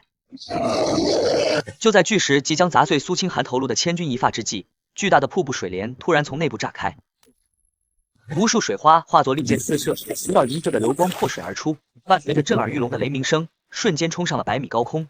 强烈的气流将周围的树木吹得东倒西歪，所有人和变异兽都下意识地抬头看去。在刺眼的阳光下，我骑在雷霆的背上，身穿黑曜石战甲，宛如神话中驾驭雷电的骑士，俯瞰众生。我看到了苏清寒绝望中带着惊喜的眼神，也看到了那只猴王错愕的丑脸。畜生，找死！我心念一动，雷霆感应到了我的杀意，他张开巨口，一道粗大的蓝色闪电术瞬间凝聚。雷霆一击，闪电精准地劈中了猴王举着巨石的双臂。猴王发出一声惨绝人寰的尖叫，双臂瞬间焦黑碳化，巨石脱手砸在他自己的脚上。陈宇峰，他在飞！我没有给他们喘息的机会，雷霆俯冲，目标那条长虫。雷霆收拢双翼，像一颗银色的陨石，带着毁灭的气息，向着水潭边的巨蟒急速坠落。风在耳边呼啸，这种急速俯冲的失重感让我肾上腺素飙升。那条斑斓巨蟒感受到了来自天空霸主的血脉压制，它想要逃回水里，但已经晚了。雷霆的速度太快了，在距离地面还有10米时，他猛地张开双翼，巨大的风压将周围的水草全部压伏在地。他的那双利爪上缠绕着高压电流，像铁钩一样狠狠抓进了巨蟒的7寸。鳞片崩飞，血肉模糊，巨蟒痛苦翻滚，长尾带着万钧之力抽向雷霆的腹部。就在这时，我从雷霆背上高高跃起，我在空中调整姿态，双手紧握黑曜石战刀，将体内的雷电异能毫无保留地灌注刀身。战刀化作了一把耀眼的雷刃，长达2米的刀芒吞吐不定。斩！借着下坠的惯性，我一刀斩在巨蟒狰狞的三角形脑袋上，就像切豆腐一样，战刀毫无阻碍地切开了他的头部。巨蟒庞大的身躯剧烈抽搐了几下，轰然瘫软。击杀2阶变异体，获得生存点1000，获得2阶元金。巨蟒的死瞬间击溃了变异兽群的心理防线。那只狡猾的变异黑豹见势不妙，转身化作一道黑影，想要钻进茂密的树林逃跑。我站在巨蟒的尸体上，甩掉刀上的血迹，冷冷地看着他的背影，在我面前比速度。我没有追，而是从系统空间取出一把合金狙击弩，这是之前从联防军那里交易来的图纸制作的，专门用来破甲。我抬起手臂，黑曜石护臂上的辅助瞄准系统瞬间锁定了黑豹的移动轨迹，预判、修正锁定。我扣动扳机，同时注入了一丝雷电之力，正中后脑。弩箭巨大的动能直接掀飞了黑豹的天灵盖，带着他的尸体在地上滑行了10几米才停下。这就是现在的我，哪怕不靠雷霆也是无敌的存在。战斗结束了，剩下的几只小怪被士气大振的重装守卫轻松解决。雷霆缓缓降落在满目疮痍的河滩上，他高傲地梳理着羽毛，那些变异兽的尸体在他眼里只是食物。我解除了面甲，深吸一口气，空气中虽然满是血腥味，但却是胜利的味道。苏清寒在战士的搀扶下走了过来，他看着我身后那只神骏的巨鹰，又看了看满地的兽王尸体，眼神中除了震撼，还有一种名为崇拜的光芒。你真的做到了？这只鹰也是你的异能吗？我拍了拍雷霆坚硬的翅膀，雷霆配合的低下头蹭了蹭我。他是我们的新伙伴雷霆，有了他，我们就有了制空权。我下令打扫战场。这一战虽然损失惨重，重装守卫折损了3人，但收获是巨大的。我走到巨蟒尸体旁，剖开他的7寸，取出了一枚拳头大小、泛着七彩光芒的金核，这是2阶元金，价值连城。除了金核，这几头兽王的皮毛、骨骼、血肉全都是顶级材料。当前生存点3500，各类物资收集完毕。处理完战利品，我们将兽肉和材料装满了几辆卡车，开始返程。雷霆则在万米高空盘旋警戒，他锐利的鹰眼能看清地面上的一只兔子，充当了我的卫星雷达。车队刚驶出山区公路，脑海中就传来了雷霆的警示信号。我让车队减速看向前方路口，几辆涂着迷彩的军用装甲车正横在那里挡住了去路。为首的一辆车上跳下来一个熟悉的身影，雷震。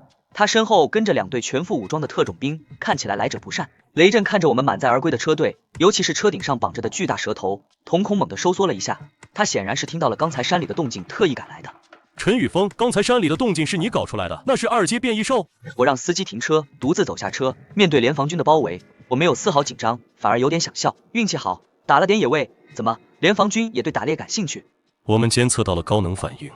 算了，你这家伙总是让人意外。雷震挥手让战士放下枪，态度缓和下来。沈指挥官想见你。关于上次说的黑曜石战甲交易，我们筹集到金额了，而且基地那边出了点状况，可能需要你的帮忙。我嘴角微扬，看来联防军内部的矛盾已经激化了。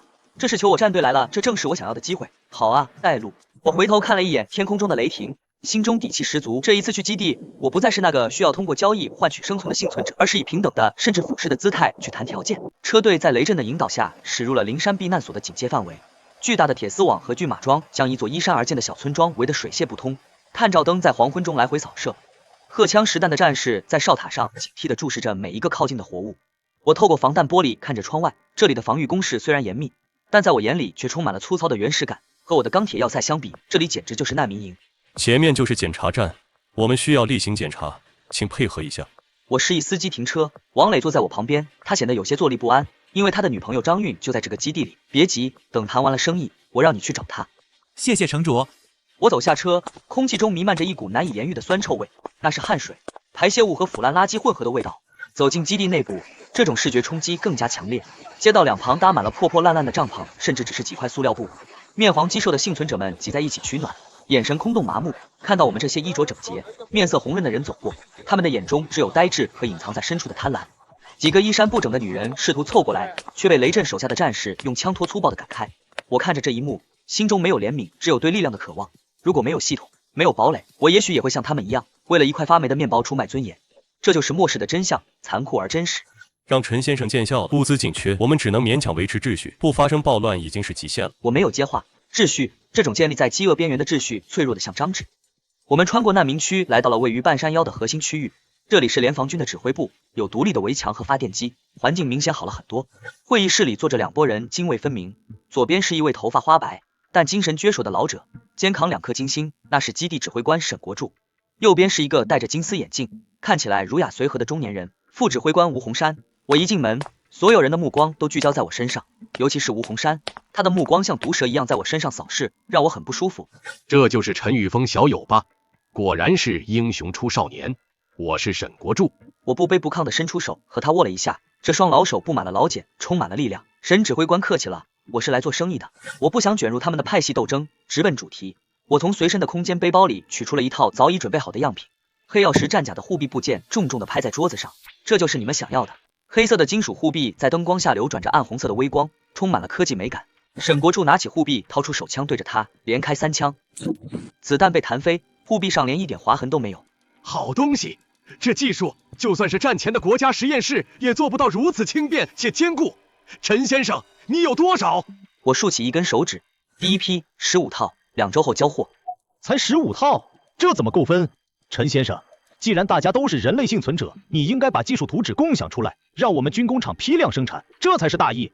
我看向吴洪山，嘴角勾起一抹冷笑，这种道德绑架对我没用，技术给你们也造不出来，这是异能与材料学的结合，想要拿东西换。你要什么？枪支弹药还是黄金？我摇了摇头，我要金核，1阶以上的原金还有人。我盯着沈国柱的眼睛，狮子大开口，一套战甲换20枚1阶原金，外加500名青壮年幸存者，15套就是7500人。听到我的条件，会议室里一片哗然，用人换装备，这在和平年代简直是天方夜谭，但在末世，人就是资源也是负担。你要那么多人干什么？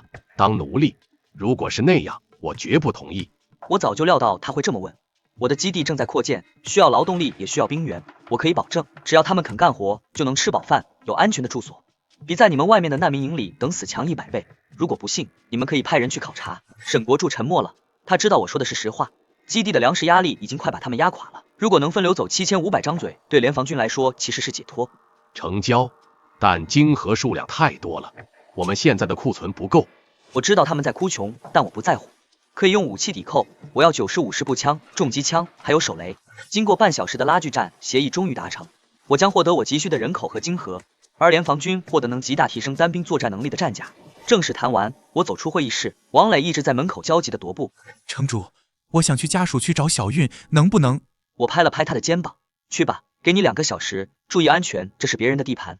王磊兴奋地敬了个礼，转身向家属区跑去。看着他的背影，我心中却隐隐有一丝不安。上一世的记忆有些模糊，但我记得王磊似乎和联防军有着血海深仇，希望不要出事。我在休息室里喝着茶，雷震在一旁陪同。陈先生，你的胃口真大，7500人，你那基地装得下吗？我抿了一口劣质的茶叶，淡淡道：“我的基地比你们想象的要大得多，而且未来还会更大。”就在这时，外面突然传来了一阵骚乱，紧接着是密集的惊声和怒吼声。我手中的茶杯猛地一顿，那怒吼声我很熟悉，是王磊。出事了，是家属区方向。我豁然起身，身后的椅子被直接撞翻，还没等雷震反应过来，我已经撞破窗户冲了出去。当我赶到现场时，看到了一幅惨烈的画面。王磊浑身浴血，他发动了钢铁之躯，异能全身皮肤变成了银灰色，像一尊金属巨人。他手里提着一根扭曲的钢管，脚下躺着7、8个被打断手脚的战士，在他对面，一群荷枪实弹的战士正将他团团包围。在战士身后，一个穿着浮夸的年轻人吴天正踩着一个女人的尸体，一脸嚣张。那个女人是张韵，王磊的女朋友。此时的张韵衣衫不整，胸口有一个触目惊心的弹孔，已经没了气息。吴天，我要杀了你！我要杀了你！你个臭当兵的敢动我？你知道我爸是谁吗？这女人不识抬举，我只想跟她玩玩，她居然敢咬我，老子崩了她算轻的。我站在房顶上看着这一幕，心中的杀意瞬间沸腾。好一个2代，好一个联防军！王磊彻底暴走了，他无视了周围的枪口，像一头疯牛一样冲向吴天。哒哒哒，周围的战士开火了，子弹打在王磊的钢铁皮肤上，溅起无数火星。虽然打不穿，但巨大的冲击力让他步履维艰。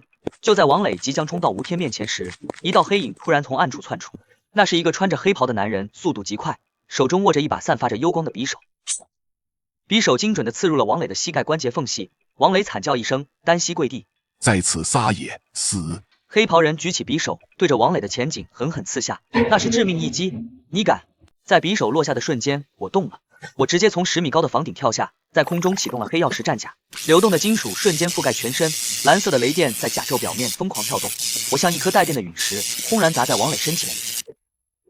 巨大的冲击波将周围的战士全部掀飞，那名黑袍人反应极快，在最后关头收刀后撤，但还是被雷电的余波扫中，黑袍被烧焦了一角。烟尘散去，我身穿狰狞的黑色战甲，单手将王磊护在身后，冷冷地看着对面的黑袍人和吓傻了的吴天。动我的人问过我了吗？是你，那个陈宇峰。我认出了这个黑袍人，他是吴洪山秘密培养的死士，也是所谓神法组织的爪牙。上一世就是这种打扮的人杀了无数幸存者。你是谁？给我杀了他！黑羊叔，杀了他！那个叫黑羊的黑袍人眯起眼睛，周身开始散发出黑色的雾气，这是一种特殊的暗系异能，带有腐蚀性。陈先生，这是联防军内部事务，你最好别插手。我低头看了一眼王磊，这个铁打的汉子正抱着女友的尸体，哭得像个孩子，他的膝盖在流血，心在滴血。我抬起头，面甲下的双眼闪烁着蓝光。如果我非要插手呢？那就连你一起埋了！黑羊身影一晃，化作一团黑雾向我冲来，速度很快，是2阶敏捷系，不是特殊系，但我比他更快。雷瞬，我脚下的地面炸裂，整个人凭空消失。下一秒，我出现在黑羊的侧面，他的黑雾还没来得及转向，我那裹挟着万钧雷霆的拳头已经轰出，没有什么花哨的招式，就是纯粹的速度与力量。我的拳头狠狠砸在他的护体黑雾上，雷电是邪祟的克星，黑雾瞬间被击溃消散。黑羊发出一声闷哼，整个人像个破布袋一样被轰飞出去，连续撞穿了2堵墙壁才停，生死不知。全场死记一招，仅仅一招，我就废了吴洪山手下的最强战力。我转过身，一步步走向早已瘫软在地的吴天。我走到吴天面前，居高临下的看着他。这个刚才还不可一世的2世祖，现在裤裆已经湿了一片。我抬起脚踩在他的胸口上，微微用力，他肋骨发出不堪重负的咔咔声。爸，救我，救我啊！住手！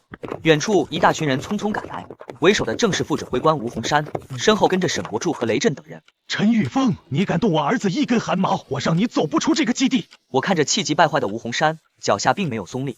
他杀了我的队员的家属，杀人偿命，天经地义。那是一个误会，是一个意外。为了一个女人，你要跟整个基地作对吗？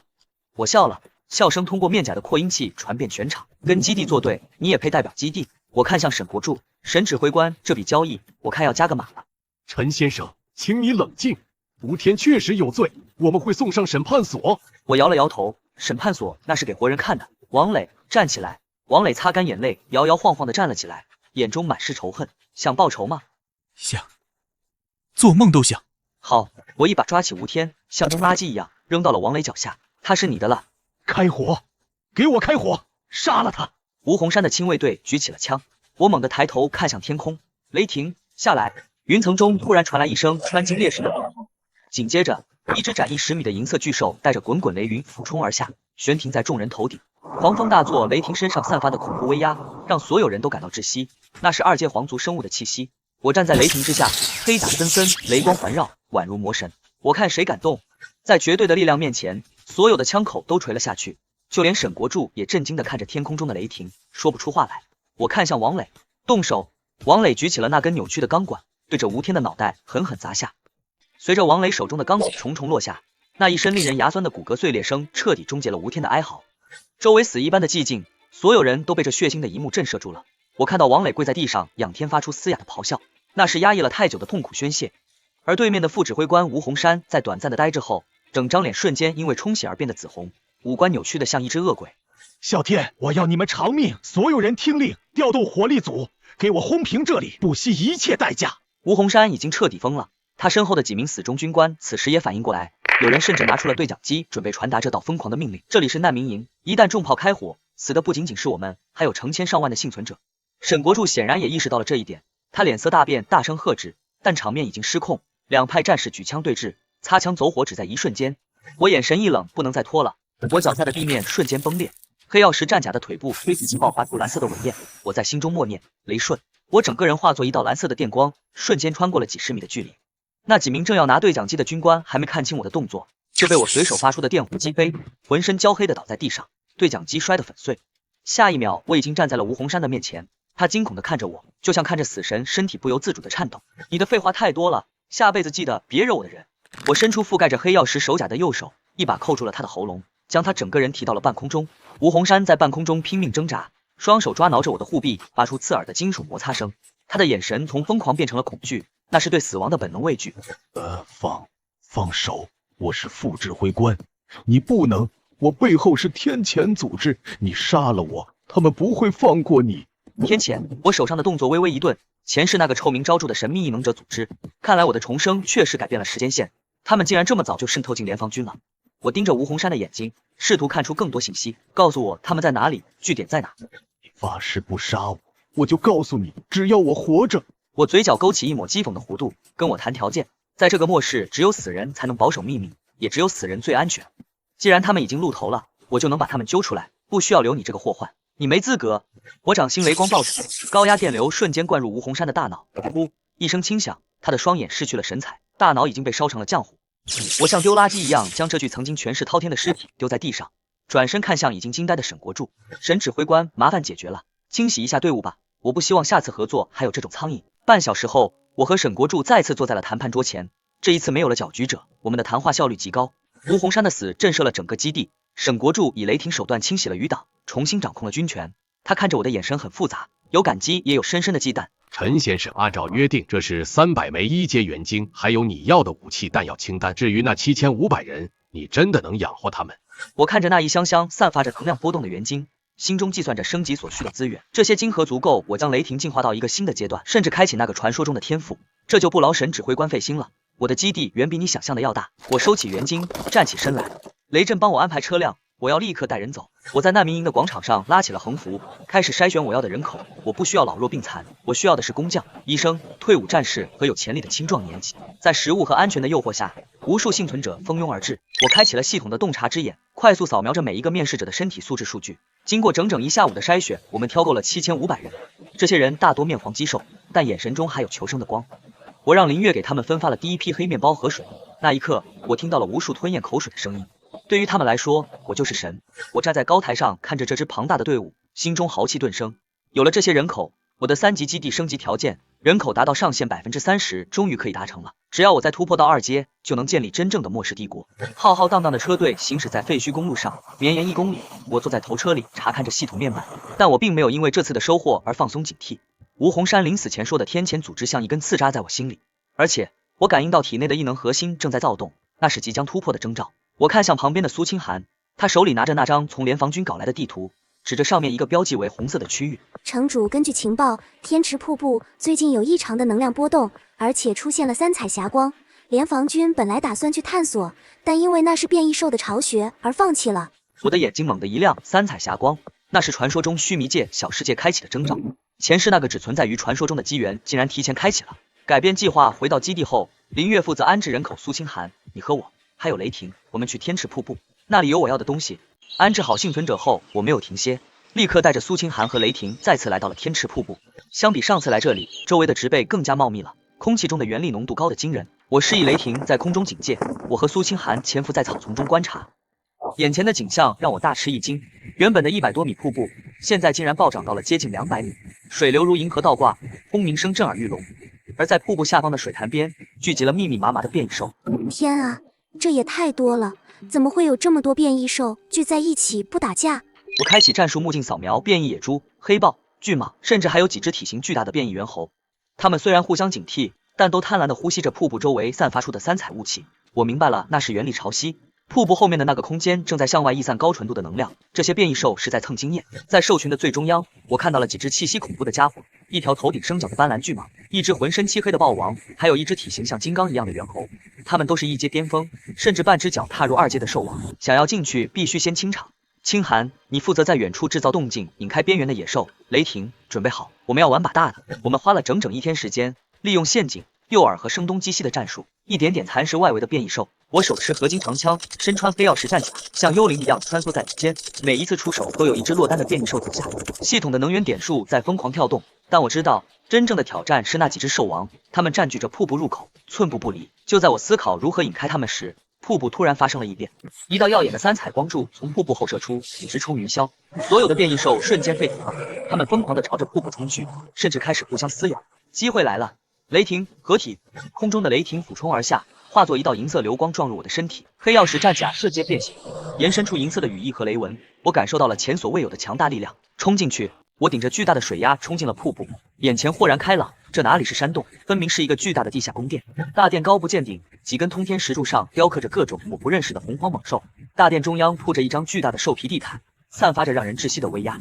我小心翼翼地走在地毯上，每一步都感觉像是在对抗万斤重力。这就是强者的威压吗？即便死了这么多年，依然如此恐怖。在大殿尽头的王座上，我看到了一个模糊的人影，他穿着古朴的长袍，虽然看不清面容，但那股睥睨天下的气势让我灵魂都在颤栗。有缘人，你终于来了。我猛地抬头，警惕地看着王座。你是谁？我是这须弥界的主人，你可以叫我须弥尊者。不过现在的我，只是一缕残留的神念罢了。那个声音告诉我，这里是他留下的传承之地，只有通过考验的人才能继承这个小世界，而外面的那些变异兽不过是受他泄露的一丝气息吸引而来的看门狗。去左边的偏殿吧，那里有我留下的3样东西，能拿走多少看你的造化。我走进偏殿，看到一张石桌上摆着3个光团，左边是一个古朴的令牌，中间是一个灰扑扑的盒子，右边是一颗散发着异香的3色丹药。我刚靠近，系统就发出了刺耳的提示音，检测到高阶物品，正在解析。物品1：契约徽章，功能强制契约石头变异兽。物品2：净化血清神级，功能提纯血脉，甚至能让野兽返祖化龙。物品3：戒石，须弥界核心，功能掌控此方小世界。我的呼吸急促了，这3样东西任何一样流出去，都能让外面的世界杀得血流成河。我伸手去抓那颗丹药，却被一层无形的屏障挡住。就在这时，一直待在我意识海里的雷霆突然躁动起来，他自行解除了合体状态，出现在石桌上，死死盯着那颗3色丹药，口水都要流下来了。我心中一动，这丹药是给灵兽用的，想吃？雷霆疯狂点头，那就归你了。雷霆欢呼一声，直接扑向那颗丹药，一口吞了下去。那层屏障竟然对他毫无阻碍。吞下丹药后，雷霆立刻昏睡了过去。他的身体表面浮现出一个3彩色的光茧，一股恐怖的能量波动在里面孕育。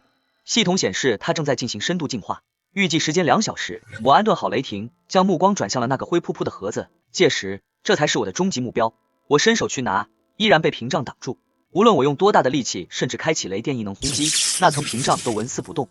该死，难道只能看不能拿？检测到高维能量屏障方案 A 暴力破解成功率 0.01%， 方案 B 消耗能源点进行同化解析，成功率100%。我心中一喜，选方案 B。多少能源？解析需消耗能源点10万。我差点一口老血喷出来，10万！我这几天辛辛苦苦杀丧尸做交易，攒到现在也不过才12万出头，这一下就要回到解放前。我看着那个盒子，内心在剧烈挣扎。10万点能造几千个枪盾战士，能把基地升级到铁桶一般，用来换这一个球值得吗？我想到了前世那些顶级强者的传说，想到了拥有随身空间后的战略优势，干了！钱没了可以再赚，机缘没了一辈子后悔。系统支付，随着我一声令下，系统面板上的数字瞬间暴跌，只剩下了2万多。与此同时，一股庞大的能量从我体内涌出，包裹住了那个盒子，屏障像冰雪消融般退去。我颤抖着手打开盒子，里面是一颗像玻璃球一样的珠子，仔细看去，里面竟然有一个微缩的世界在缓缓旋转。我握铸戒时滴血认主，我的意识瞬间被拉扯进了一个巨大的空间，蓝天、白云、森林、草原，这就是须弥界，一个足有澳洲那么大的独立世界。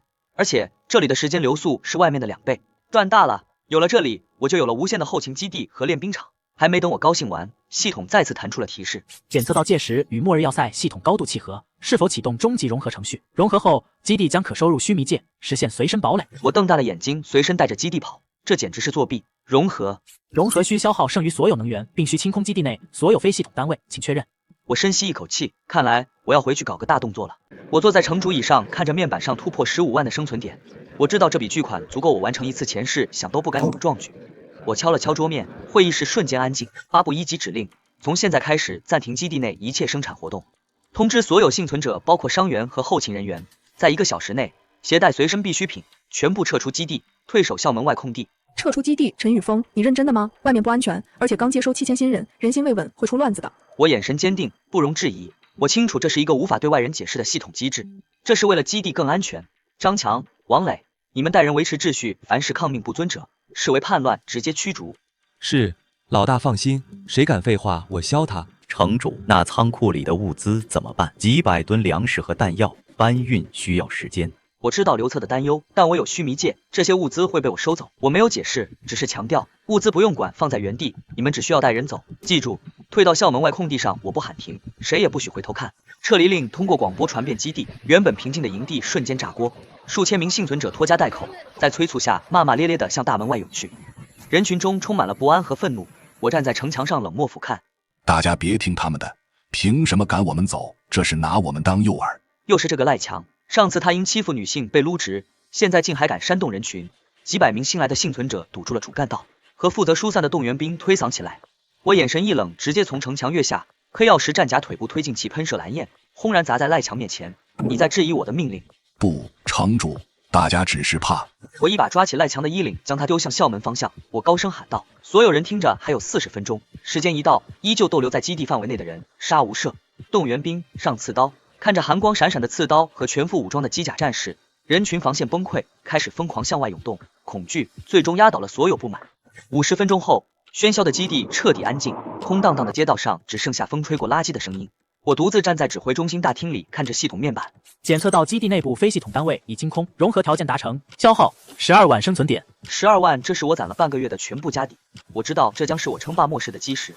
随身携带的战争堡垒双倍发育时间，确认启动融合。目标须弥界中心，指令确认，末日要塞系统开始与须弥界进行终极融合。15000名幸存者挤在荒地上，恐慌蔓延。林月和苏清寒站在最前维持秩序。突然，天地间传来一声沉闷的嗡鸣，大地剧烈震颤。快看，基地！在数万双眼睛的注视下，那座宏伟的钢铁要塞突然被璀璨白光包裹，空间扭曲，基地如同海市蜃楼般淡化。轰隆隆，地面震颤，3秒后白光收缩消失。原本矗立着堡垒的地方，只剩下光秃秃的地基和几个巨大的深坑。卧槽！城主把基地变没了。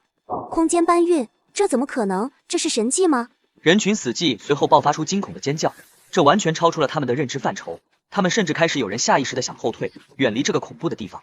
视线转换，我站在须弥界山巅，天空中裂开一道巨大的口子，我的末日堡垒如星际战舰般缓缓降落，与须弥界原本的兽灵神殿遗迹完美融合，钢铁与岩石交融。指挥中心坐落在悬浮石山上，通过白玉阶梯连接地面，科幻与修仙风格混搭。融合完成，基地等级提升至3级，获得特性时间扭曲，内部24小时等于外部12小时，灵气充裕，全员修炼效率提升。我感受着空气中浓密的能量粒子，忍不住握紧拳头。在这里，我有双倍时间刨冰，训练攀科技，外界势力拿什么跟我斗？雷霆因环境巨变而兴奋，在空中盘旋，体型似乎又大了一圈。走，去看看我们的新科技。我走进全新的指挥中心，这里比之前宽敞，墙壁流动着蓝色数据流。中央多出一个位面传送枢纽控制台，这就是接引幸存者的通道。我打开建筑列表，点亮了那个期待已久的图标——生物研究所。毫不犹豫，点击建造，消耗5000生存点，异界原晶石建造中。半小时后，一座赛博风格的银白建筑拔地而起，我迫不及待走了进去。研究所内部到处是巨大培养槽和精密机械臂，系统配备的科研人员向我鞠躬。指挥官，生物研究所已就绪。我走到主控屏幕前，点开生物机械化分支，一排排机甲设计图映入眼帘。这里的一级机甲是生物与机械的结合，需要强大变异兽尸体作为素体。原型机暴怒者建造需求：一阶巅峰力量型变异兽尸体一阶合金500千克，能源核心1，战力评估准2阶。一阶巅峰尸体，我刚好有一具。我从系统空间取出天池瀑布猎杀的变异野猪王尸体，这东西皮糙肉厚，做重装机甲再合适。不过就用它，我要最强的防御和最暴力的输出。巨大的机械臂抓起野猪王的尸体，送入改造舱，激光切割声和生物合成的咕嘟声交织。我看着这一切，明白这是杀戮的艺术。我又投入了大量之前提炼的1级合金，这些合金比普通钢铁硬度高10倍，是打造机甲外壳的关键。正在注入动力源，核心融合中，神经链接测试。随着一阵蒸汽喷涌，改造舱门缓缓打开，一尊高达5米的钢铁巨人迈步走出。他保留野猪王的獠牙和背部鬃毛，全身覆盖厚重黑甲，双臂是巨大液压动力全套，每走一步，地面震颤。这哪是机甲，这就是一头披着铠甲的钢铁怪兽。我看着他，心中激荡，这一拳下去，坦克都能砸扁。打开兵营界面，3级兵营解锁了新的特殊兵种选项——机甲驾驶员。招募3名驾驶员，把剩下的黑豹和巨蟒尸体也用了，再造2台。我要组建机甲小队。3级基地最大的惊喜是解锁了魔法侧兵种，得益于须弥界充沛灵气，这些传说中的兵种得以具现。我站在点将台上，大手一挥，几万生存点如流水般花出去。招募元素法师100，狼骑兵100。兵营大门打开，左边是元素法师方阵，身穿符文长袍，手持法杖，周身环绕火焰、冰霜或雷电。虽然身体孱弱，但我能感受到他们体内涌动的毁灭性力量。我盘算着100名火法师一轮齐射，足以把一条街烧成灰烬。右边的方阵是狼骑兵，这些战士精悍，骑在肩高2米的变异坐狼背上，坐狼獠牙外露，骑士手持弯刀和旗枪，浑身散发野性杀气。狼骑兵机动性高，在废墟中如履平地。此外，还有最神秘的阴影刺客和治疗单位牧师。虽然数量不多，但却是战术体系中不可或缺的一环。机甲开路，法师洗地，狼骑收割，刺客斩首，牧师续航，这才是真正的立体化战争。看着这支混搭了科技与魔法的联防军，我心中的野心在膨胀。江海市的几百万丧尸在我眼里不再是威胁，而是等着我收割的能源点。除了战斗，后勤也是重中之重。我来到农田区，这里的景象更是惊人。在双倍时间流速和充沛灵气滋润下，水稻疯长。昨天种的秧苗，今天已抽穗。我看到朱皇朱达昌骑着变异猪王霸王指挥猪群耕地，我把他和他的猪群都带进来了。城主，这里太神了，我的猪在这里长得飞快，而且好像变得更聪明。我看着那些像小山一样的变异猪，满意点头。老猪，好好干！以后这些猪不仅是肉食来源，那些体型大的，我还要把它们武装成重装骑兵。得令，您就瞧好吧。粮食、联防军、装备，万事俱备，是时候接外面那些人进来了。外界。时间仅仅过去了1个小时，对于外面的幸存者来说，他们只是看到基地凭空消失，然后在这里吹了1个小时的冷风，恐慌在蔓延，甚至有人开始试图离开。大家别乱，城主马上回来。回来个屁，他肯定跑了。就在场面即将失控时，原本基地所在的空地上，空气突然泛起了巨大的涟漪，随即一声嗡鸣，一道宽达100米的光门在虚空中张开，我骑着雷霆从光门中缓缓飞出，悬停在众人头顶。让大家久等了，所有人仰头呆呆地看着我。他们目光越过我，看向身后光门内若隐若现的仙境世界。我的声音在灵力加持下，如雷鸣般响彻全场。门内蓝天白云，鸟语花香，宏伟的浮空城若隐若现，与门外灰暗破败的末世废墟形成鲜明对比。他真的做到了，开辟了一个世界。我下令，15000名幸存者开始排队穿过光门。当他们踏上须弥界的土地，呼吸到第一口充满灵气的空气时，所有人都疯了。这里没有丧尸的嘶吼，没有灰暗的天空，只有温暖的人造阳光。碧绿的草地和远处巍峨的悬空城，有人跪地痛哭，有人疯狂奔跑，有人贪婪的呼吸。对于在末世地狱里挣扎求生的人来说，这里就是天堂。我站在浮空岛边缘俯瞰，我知道这一刻我已经彻底收服了他们的心，从此以后，他们将是我最忠诚的子民。警告：外界监测到全球性高能反应，第2次天地异变，血雨降临即将开始。系统的红色警报将我拉回现实。我抬头看向传送门外的天空，原本灰暗的天空正在变成诡异的猩红色，云层翻滚如血。一股压抑到极点的气息透过光门传了进来，真正的进化狂潮要开始了。我关闭了传送门，将须弥界与地球暂时隔绝，全员1级戒备。虽然我们在小世界里很安全，但这波血雨是地球进化的馈赠，也是危机。我们要利用这次机会完成全员进化。我站在须弥界与地球连接的传送门前，透过那层半透明的光膜注视着外界。原本灰暗的天空，此刻已经变成了令人心悸的猩红色，浓厚的云层像沸腾的血水在翻滚。紧接着，第一滴红色的雨水落了下来，啪嗒，雨滴落在废墟的混凝土上，冒出诡异的白烟，仿佛大地在吸收某种养分。紧接着是倾盆大雨，这不是普通的雨，这是充满了高浓度变燃因子的净化之血。在我的视野中，外界的空气都在扭曲，系统红色的警告框疯狂闪烁，提示着外界能量指数正在呈几何级数上升。我看到远处废墟中几只原本只是蹒跚游荡的丧尸，在淋到血雨后，身体开始剧烈抽搐，骨骼发出噼啪的爆响，体型在肉眼可见的拔高。那些怪物在进化。林月站在我身后，声音有些发颤，他也能感受到那股透过光门传来的压抑气息。没错，这是地球的第2次异变，所有没死的生物都会在这场雨中完成生命层次的跃迁，丧尸会变得更强、更快，甚至诞生智慧，变异兽将成为真正的霸主。那我们躲在这里会不会被落下？我转过身，看着身后这片鸟语花香的须弥界，这里虽然安全，但也隔绝了外界的进化机缘。但我早有准备，不会，这里有更浓郁的灵气，还有我准备的海量高阶晶核。外界是优胜劣汰的修罗场，而这里将是我们的练功房。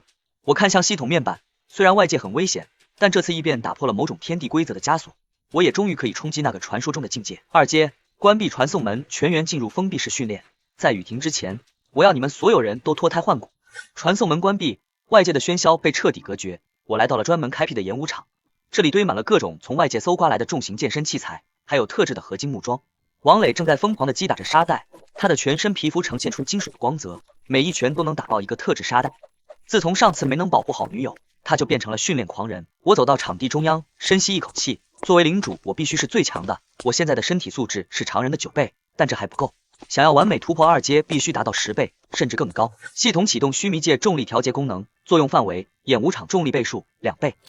一股无形的压力瞬间降临，在场的所有人都感觉肩膀一沉，膝盖弯曲。有些体质弱的战士直接趴在了地上，只有王磊和我还能勉强站立。都给我站起来，想要活下去就在这给我拼命。我脱掉上衣，露出一身精悍的肌肉。我扛起一根重达500斤的工字钢，在2倍重力下开始了深蹲，汗水如雨下，肌肉在撕裂重组。这种极致的痛苦让我感到兴奋，我要把这具身体打磨成最坚硬的武器。时间在须弥界里过得很快，转眼已经是闭关的第10天，外界还在血雨腥风。市中心突然爆发尸潮，大量变异丧尸突袭了沈国柱带领的官方营地。因为丧尸的突然袭击，联防军损失惨重，沈国柱带着最后的幸存者投奔我的基地。我依然沉浸在修炼之中，在2倍重力和充沛灵气的滋养下，我的身体素质已经突破了常人的12倍，这已经打破了前世科学家认定的1阶极限，但我还能更强。我正在和王磊对练，现在的王磊已经能够熟练掌握钢铁之躯，他怒吼着向我冲来，像一辆失控的坦克。城主小心了！面对他的冲撞，我没有躲避，也没有使用异能，我纯粹依靠肉体的力量，侧身沉肩，靠！一声闷响，王磊2米高的身躯被我直接撞飞了出去，在地上离出一道深沟。我看了看自己的肩膀，只有一道淡淡的红印。你的身体简直就是个怪物。苏清寒走了过来，他现在的气质越发清冷，周围的空气都因为他的靠近而降低了几度。他是除了我之外进步最快的人，冰系异能已经摸到了2阶的门槛，还不够。想要在接下来的城市攻坚战中活下来，这还远远不够。我看向系统面板，我的身体已经打磨到了极致，就像一个装满水的瓶子，再也塞不进一滴水。是时候了，打破瓶颈，跨入2阶。我转身走向闭关密室，那里存放着我这次突破的关键道具，从天池瀑布带回来的雷元果和那枚2阶巨蟒的元晶。密室大门紧闭，只有我和雷霆。这小家伙也到了进化的边缘，他正趴在角落里，浑身的鳞片一开一合，吞吐着雷电。我盘膝坐下，取出了那枚散发着蓝色幽光的雷元果。这果实表面电流流窜，普通人碰一下都会被电焦，但在我手里却温顺如水。我没有犹豫，张口将雷元果吞了下去。果实入腹，瞬间化作一股狂暴的雷浆，冲进了我的四肢百骸。那感觉就像是吞下了一颗手雷，五脏六腑都在燃烧颤抖。剧痛让我青筋暴起，但我咬紧牙关，一声不吭。我要引导这股力量去冲击那道看不见的基因锁。不够，能量还不够。我抓起旁边那枚2阶元晶，系统瞬间将其转化为纯净的能量流，灌入我的体内。2股狂暴的能量在体内汇聚，化作一条怒吼的雷龙，狠狠撞向我的天灵盖。我的意识仿佛来到了一片雷电的海洋，在那无尽的雷光中，我看到了一扇古老而厚重的大门，那是限制人类生命层次的枷锁。前世我虽然也突破了2阶，但那是勉强挤进去的。这一次，我要把这扇门彻底轰碎，给我破！我调动全身所有的能量，汇聚成一点，发起了绝死冲锋。一声仿佛来自灵魂深处的脆响，那扇大门轰然破碎，一股清凉的感觉瞬间席卷全身。我的感官在这一刻被无限放大，我能听到千米外蚂蚁爬行的声音，能看到空气中漂浮的尘埃，甚至能感应到空间中游离的电荷。我睁开眼，2道实质般的电光从我眼中射出，将面前的合金桌子切成了2半。恭喜宿主突破成功，当前等级2阶初期完美境，身体素质常人30倍，特殊能力雷元素掌控，进阶念力觉醒。我握了握拳头，空气在掌心爆鸣，这就是完美2阶的力量吗？比前世强了不止3倍。我的脑海中还多出了一样东西，在我的意识海里悬浮着一颗金色的光点，周围环绕着像水波一样的纹路，那是精神力实质化的表现。零和通常只有3阶强者才能凝聚的东西，我竟然在2阶就拥有了。这意味着我不但能放电，还能像万磁王一样用念力控制物体。就在我突破的同时，角落里的雷霆也发出了痛苦的嘶鸣。他正在经历生死的蜕变，原本银色的鳞片开始脱落，新长出的鳞片更加细密，泛着紫金色的光泽。它的体型在缩小，但这是一种浓缩。突然，一道粗大的闪电从虚空中劈下，正中雷霆的身体。他没有受伤，反而仰头大笑，那笑声不再是鹰啼，而隐隐带着一丝龙吟的威严。他展开双翼，一展虽然只有5米，但每一根羽毛都像是由雷电铸就的神兵利器。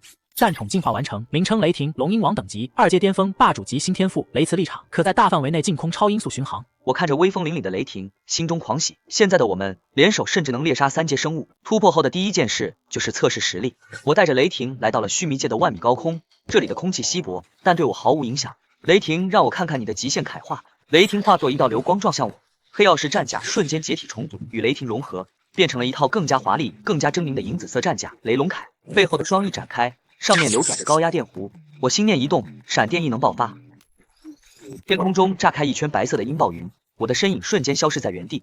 这就是超音速的感觉，景物化作了流光倒退，我仿佛变成了光。我俯冲向地面的一座荒山，手中的长枪凝聚出100米长的雷霆虚影。战！那座100米高的小山头竟然被我这一击硬生生削平了，切口光滑如镜，那是高温和急速切割的结果。我悬停在空中，看着自己的杰作，心中豪情万丈。这种力量足够我推平整个江海市。发泄完力量，我解除了铠化，回到了指挥中心。此时，所有的核心成员都已经到齐，包括已经彻底归顺的沈国柱指挥官，还有通过考验加入的几位佣兵团长。他们看着我，眼神中充满了敬畏。刚才那毁天灭地的一击，他们在山下都看到了。我走到沙盘前，上面的地图已经更新，显示着江海市的最新情况。红色的尸潮标记密密麻麻，占据了整个市区。外界的血雨已经停了，丧尸完成了进化。如果我们不先动手，他们很快就会形成尸潮，把我们淹没。我们的弹药储备虽然充足，但面对数百万进化丧尸，依然是杯水车薪。我摇了摇头，嘴角勾起一抹自信的微笑。以前或许不行，但现在不一样了。我带着众人来到了兵营广场，在这里，这几天的刨冰成果展示在众人面前。500名手持法杖的元素法师，500名骑着巨狼的狼骑兵，1000名手持塔盾的重装守卫，以及2000名全副武装的狙击弩手。这还不是全部，我打了个响指，后方的金库大门缓缓打开，沉重的脚步声让大地颤抖。5台高达5米的暴怒者生物机甲走了出来，他们手中的炼巨剑轰鸣着，仿佛渴望鲜血的野兽。那是高达，这就是你的底牌，这种科技水平，哪怕是末世前也做不到啊！我看着这支钢铁洪流，心中充满了必胜的信念。这不仅是底牌，更是我们收复家园的利剑。我转身看向众人，传我命令，全军集结，目标江海市中心。我要用这场战争宣告人类的反攻正式开始。我一挥手，巨大的空间传送门再次开启，门外是刚刚经历过血雨洗礼的残酷世界，也是我们要征服的战场。须弥界的阳光依旧温暖，但广场上的空气却肃杀得如同凝固。数千名全副武装的战士列成方阵，寂静无声。5台高达5米的暴怒者机甲引擎轰鸣，喷吐着白色的蒸汽，仿佛躁动的钢铁巨兽。我站在高台上看着这张底牌，心中只有必胜的信念。这一战不仅是为了收复城市，更是为了在这个崩坏的世界确立绝对的霸权。我看向身边的沈国柱，这位曾经的联防军指挥官，此刻正震撼地看着我的狼骑兵方阵。那些坐狼散发的凶威，让他这个老兵都感到心惊。陈先生，这真的是人类能拥有的力量吗？从今天起，这就是人类的力量。我不再多言，意念连接系统，开启位面传送门坐标，江海市北区高速路口。广场中央的空间剧烈扭曲，一道宽达200米的巨大光幕缓缓拉开。透过光幕，我们可以清晰地看到对面灰暗的天空、废弃的收费站，以及游荡在高速路上的丧尸群。全军出击，碾碎他们！光门在废墟之上凭空洞开，首先跨出光门的是5台暴怒者机甲。数十吨重的钢铁脚掌重重踩碎了龟裂的柏油路面。附近的丧尸听到动静，嘶吼着扑了上来，但他们在机甲面前渺小的像是一群蚂蚁。领头的1号机甲挥动着车轮大小的炼巨剑，横向一扫，滋啦！刺耳的金属切割声响起，10几只丧尸瞬间被拦腰截断，黑色的血雨在空中爆发。这根本不是战斗，这是清理垃圾。紧随其后的是1000名重装守卫，他们举着半人高的合金塔盾，迈着整齐的步伐，在大地上筑起了一道移动的钢铁长城。我骑着雷霆飞出光门，悬停在半空。看着源源不断的联防军从虚空中涌出，迅速占领阵地。区域扫描完成，前方2公里内丧尸数量5000检测到，尸潮正在汇聚。我嘴角微扬，来得好，省得我还要满城去找。除了我的系统兵种，随行的还有沈国柱率领的联防军残部和数千名手持冷兵器的幸存者战士。他们原本很紧张，但看到机甲开路的无敌姿态后，士气瞬间爆棚。跟着城主杀啊！林月穿着紧身作战服，带着医疗队跟在后方。他抬头看向空中的我，眼神坚定。我通过扩音系统下达指令，保持阵型，机甲开路，重装守卫护住2翼，远程部队准备。前方的主干道上黑压压的尸潮像洪水一样，那是数万只丧尸被生人气息吸引而形成的死亡浪潮。但在今天的我眼里，那不过是一堆行走的生存点。尸潮距离防线还有500米，这个距离对于普通枪械来说还有点远，但这正是我这支联防军的射程范围。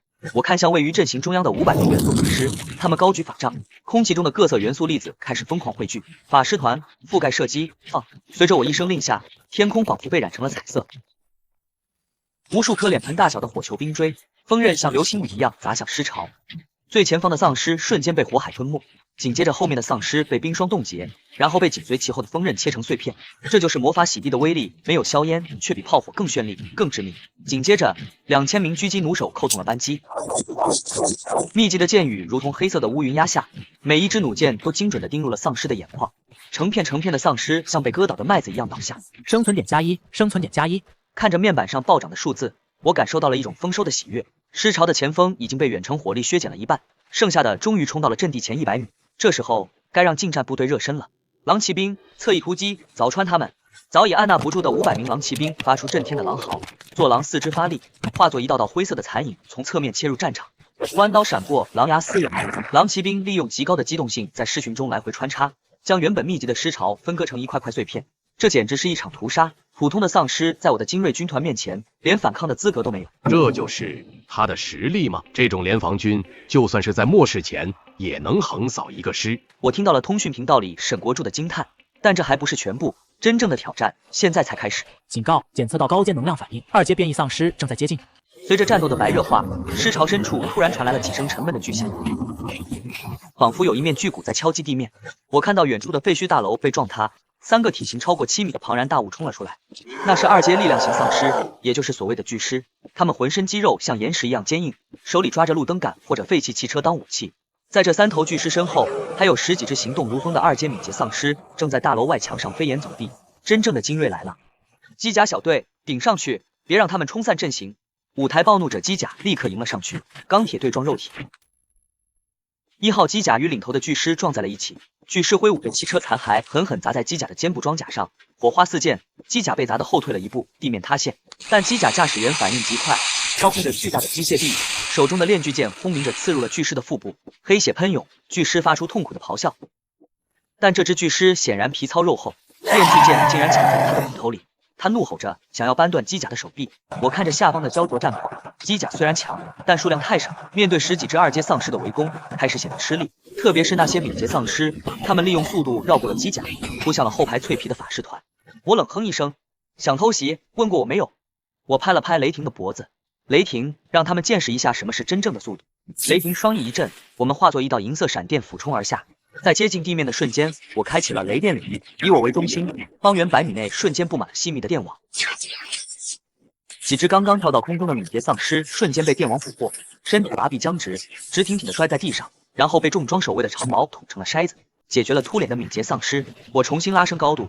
虽然目前的局势还在掌控中，但我敏锐地发现了一丝不对劲。那些普通丧尸的行为模式变了，他们不再是一窝蜂的乱冲，而是开始有组织的结成尸墙，掩护后面的高级丧尸推进。甚至有些丧尸懂得捡起铁板挡在身前，防御弓箭。这种战术素养绝对不是没有脑子的行尸走肉能做到的。我开启了系统的全景侦察模式，视线穿透战场的硝烟，向尸潮的后方延伸。在市中心广场的一座地标大厦顶端，我看到了一个异常的红点，那是一个穿着破碎西装的身影。他不像其他丧尸那样疯狂嘶吼，而是安静地站在天台上。如果不仔细看，甚至以为是个幸存者。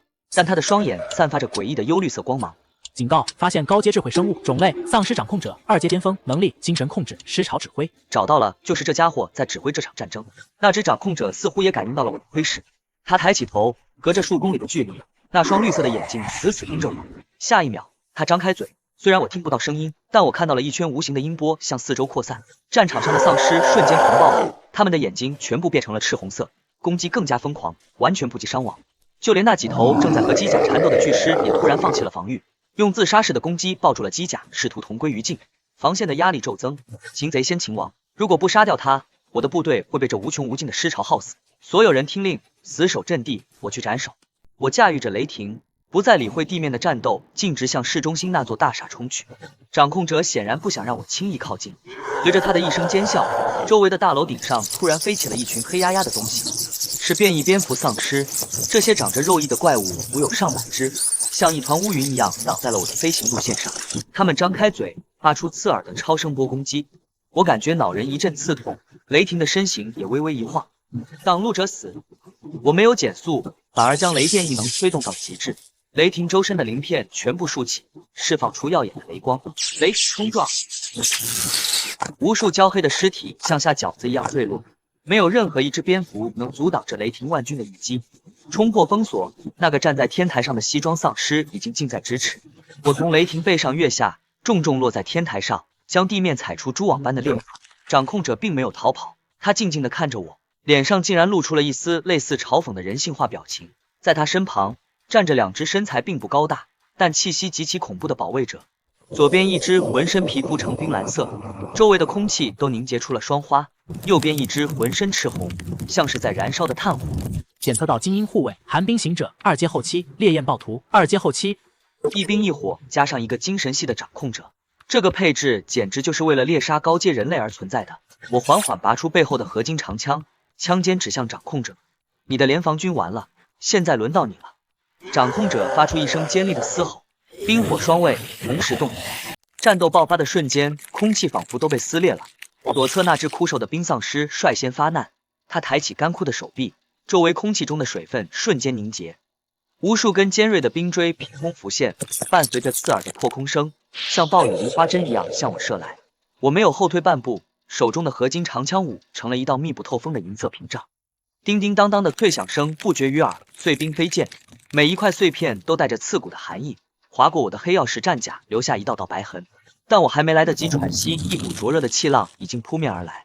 右侧的火丧尸像一颗出膛的炮弹冲到了我面前，他张开那张还在滴着岩浆的巨嘴，一道赤红的火焰喷涌而出，那是足以融化钢铁的高温。我瞳孔骤缩，猛地侧身翻滚，虽然避开了正面的冲击，但黑曜石战甲的左肩还是被烈焰燎得通红。高温透过内衬刺痛了我的皮肤，系统面板上的护甲值瞬间掉了 15%。这一冰一火的配合简直天衣无缝，不仅封锁了我的所有走位，还在通过极端的温差破坏我战甲的结构稳定性。就在我准备反击的瞬间，一直躲在后方观察的掌控者动了，他眼中的绿光陡然大盛。我的大脑仿佛被人用重锤狠狠敲了一下，视线瞬间模糊，耳鸣声尖锐刺耳。警告：遭受高阶精神冲击，神经连接受到干扰。该死，是精神攻击！我的动作出现了一刹那的僵直，在高手过招中，这就是致命的破绽。冰丧尸敏锐地抓住了机会，一道冰霜枷锁瞬间从地面升起，冻住了我的双脚，将我死死固定在原地。而火丧尸狞笑着高高跃起，手中凝聚出一颗直径超过2米的巨大熔岩火球，对着我的脑袋狠狠砸下。死亡的阴影笼罩头顶，那颗火球带来的热辐射甚至让我的头发都卷曲了起来。在这千钧一发之际，我不再保留任何底牌。我调动体内所有的雷电异能，不仅仅是向外释放，而是让他们在我的经脉中逆向奔流，以此来刺激麻痹的神经，挣脱精神控制。滚开！随着我的怒吼，我浑身爆发出刺眼的蓝色雷光，狂暴的电流强行震碎了脚下的冰锁。面对头顶落下的巨大火球，我没有躲，因为我知道根本解不开。我举起长枪，雷霆之力疯狂汇聚于枪尖，化作一条咆哮的雷龙迎面撞上去。雷电与火焰在半空中对撞，引发了剧烈的爆炸。巨大的冲击波将天台的地面掀起了一层皮，碎石和混凝土块像子弹一样四射。我被气浪推的双脚在地上离出2道深沟，滑行了10几米才停下，半跪在地上，胸口一阵气血翻涌，喉咙里泛起一丝甜腥味。烟尘散去，那只火丧尸也被炸飞了出去，撞断了天台的护栏。但他很快就爬了起来，身上的火焰反而燃烧得更旺，甚至将周围的空气都烧得扭曲。2阶后期的变异体果然皮糙肉厚。我擦掉嘴角的血迹，看着面前这3个怪物，仅凭现在的状态，想要1打3太吃力了。我需要更强的力量我需要那招还没完全掌握的禁忌招式。雷霆下来！云层之上骤然传来了一声穿金裂石的鹰啼，一直盘旋在万米高空待命的雷霆听到了我的心灵召唤，他收拢双翼，身体化作一颗银色的流星，带着毁天灭地的气势冲而下，速度之快，甚至在空气中摩擦出了火花。掌控者似乎察觉到了来自天空的致命威胁，他发狂的尖叫，指挥冰火双卫同时向我扑来。火丧尸化作火球冲撞，冰丧尸释放漫天冰雨，他们想要在雷霆赶到前彻底解决我，但我怎么会让他如愿？我将长枪猛地插在地上，双手结出一个古老的印记，体内的元力疯狂涌动，与天空中急速坠落的雷霆产生了灵魂共鸣。天赋神通凯化。就在冰火双卫的攻击即将临身的一刹那，雷霆已经冲到了我的头顶，它没有减速，而是在撞击的一瞬间化作了一团耀眼夺目的银色液态金属光芒，瞬间将我整个人包裹在内。光芒万丈，刺得两只丧尸不得不捂住眼睛后退。在光芒的核心，我感觉到雷霆的血肉正在与我的黑曜石战甲融合，他的鳞片化作了坚不可摧的甲胄，他的双翼化作了背后的推进器，他的雷电之力与我的异能完美融合，每一个细胞都在欢呼雀跃。光芒散去，我悬浮在离地半米处，此时的我形象已经发生了翻天覆地的变化。我身穿一套流线型的银紫色全身铠甲，头盔呈威严的龙首状，双眼部位闪烁着湛蓝的幽光，背后的金属双翼展开足有5米，上面流转着实质般的电浆，每一次扇动都带起阵阵雷鸣。龙神战铠着装完毕，全属性提升200%，获得能力超音速飞行，雷霆领域剩余持续时间10分钟。我握了握拳，感受着体内那仿佛能撕裂苍穹的恐怖力量，这才是2阶强者的完全体，甚至是超越2阶的存在。我看向那2只曾经让我狼狈不堪的丧尸，此刻他们的动作在我眼中慢得像蜗牛，他们眼中的凶光已经变成了恐惧。刚才打得很爽是吧？现在该我了。我背后的双翼猛地一震，空气中炸开一圈白色的音暴雨，我的身影凭空消失。下一秒，我出现在火丧尸的身后，他甚至还没来得及转身，我没有用武器，只是简简单单的一拳轰出，拳头上包裹着高压缩的雷电球。火丧尸那坚硬如铁的身体直接被我这一拳轰出了一个前后透亮的大洞，漫天火焰瞬间熄灭，他的残躯像破布袋一样飞出大楼，坠向地面。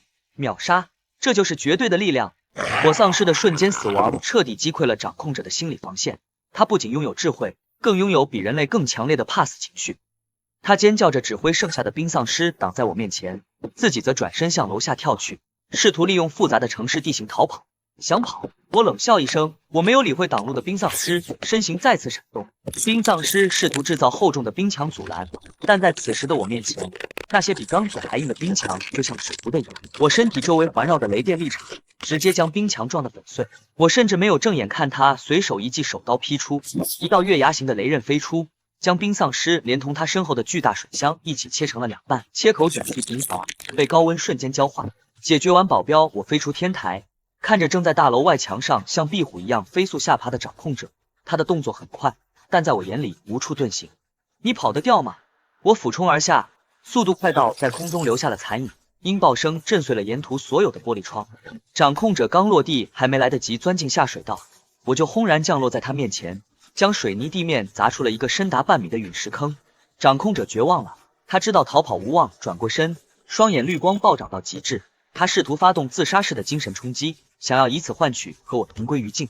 一股无形的精神风暴向我袭来，周围的空气都产生了肉眼可见的波纹。警告，检测到致死级精神冲击。如果是在凯化之前，我或许会重伤甚至脑死亡，但现在雷霆的龙族灵魂与我融为一体，我的精神防御固若金汤。我顶着精神风暴一步步走向他，那些精神波纹撞击在我的铠甲上，只能激起一圈圈涟漪，无法撼动我分毫。你的把戏结束了，你的尸潮大军救不了你，你的精神控制也救不了你，在绝对的力量面前，一切阴谋诡计都是笑话。我伸出手，雷电凝聚成一只巨大的光手，一把将掌控者按在地上，无论他如何挣扎都动弹不得。我看着脚下的掌控者，他那原本高高在上指挥百万尸潮的威严，此刻荡然无存，只剩下待宰羔羊般的恐惧。他那身名贵的西装已经破烂不堪，脸上露出了乞求的神色，似乎想让我饶他一命。如果是普通人，或许会因为他的类人外表而犹豫，但我不会。我知道他是这末世灾难的源头之一，是数百万冤魂的集合体。我没有废话，手中的合金长枪高高举起，枪尖闪烁着耀眼的电光，仿佛审判的刑具。结束了。长枪带着雷霆万钧之力，狠狠刺入了掌控者的头颅，将他死死钉在地上。狂暴的电流瞬间摧毁了他的大脑结构，掌控者剧烈抽搐了2下，眼中的绿光彻底熄灭，化为一片死灰。击杀2阶巅峰狮王掌控者，获得生存点5万，获得稀有物品精神念珠。随着掌控者的死亡，一股无形的精神波纹扩散开来，仿佛某种连接被切断了。周围那些原本还在疯狂攻击人类防线的丧尸群，突然像断了线的木偶一样停滞了下来。他们失去了指挥，眼中的红光消退，重新变成了只凭本能行动的普通行尸走肉。在这个有组织的联防军面前，没有智慧的狮群不再是威胁，只是一群待清理的垃圾。我拔出长枪，挖出掌控者的晶核，解除了铠化状态。雷霆重新化作巨龙，盘旋在空中，发出胜利的长啸。我站在广场的高台上，看着远处正在溃散的尸潮，拿出了对讲机。首领已死，全军出击，清扫残敌。对讲机那头沉默了1秒，随即爆发出了震天动地的欢呼声，那是劫后余生的喜悦，也是对胜利的渴望。沈国柱指挥着钢铁洪流开始了最后的收割。机甲部队和狼骑兵在街道上驰骋，将被打散的丧尸群分割包围。这是一场属于人类的胜利，也是我霸业的开始。林月带着医疗队冲了上来，他看着我，眼中满是泪水和骄傲。他冲过来紧紧抱住了我，也不管我身上的铠甲是否冰冷。我们赢了。是的，我们赢了，这座城市现在归我们了。夕阳西下，残阳如血，将整座废墟城市染成了金色。我站在江海市最高的地标建筑顶层，俯瞰着这座刚刚被我们收复的城市。街道上的硝烟正在散去，工程兵们已经开始清理废墟，建立新的防线。数万名幸存者从各个角落走出来，他们在欢呼，在拥抱，在庆祝这来之不易的生存空间。这座曾经死气沉沉的城市终于重新焕发了生机。沈国柱站在我身后，看着这一切感慨万千。这位老将军的脸上终于露出了久违的笑容。陈先生，不，城主，你做到了连国家机器都做不到的事情。从今天起，这江海市的所有军民都听你号令。我点了点头，没有谦虚，这是我用命拼回来的荣耀，我受之无愧。恭喜宿主完成史诗任务，收复城市奖励，基地权限提升至4级，解锁跨区域传送门未激活。我看着系统面板，心中并没有太多的轻松，因为我知道丧尸危机只是末世的序章，真正的挑战才刚刚开始。我抬起头看向远方的天际线，在那夕阳的余晖中，原本应该平滑的天空出现了一道道诡异的黑色裂缝，就像是破碎的镜子。那是空间裂缝，那些来自另一个世界的掠食者已经嗅到了地球的味道。你在看什么？我指着天边的裂缝，眼神变得无比深邃。看那丧尸只是开胃菜，真正的敌人快要来了。不管来什么，我们都在。我反握住他的手，感受着掌心的温度。我有无敌的堡垒，有忠诚的联防军，有生死的伙伴。我嘴角勾起一抹自信的狂笑。没错，不管是谁想染指这个世界，都得先问问我手中的枪和身后的堡垒答不答应。异族们，欢迎来到我的猎场。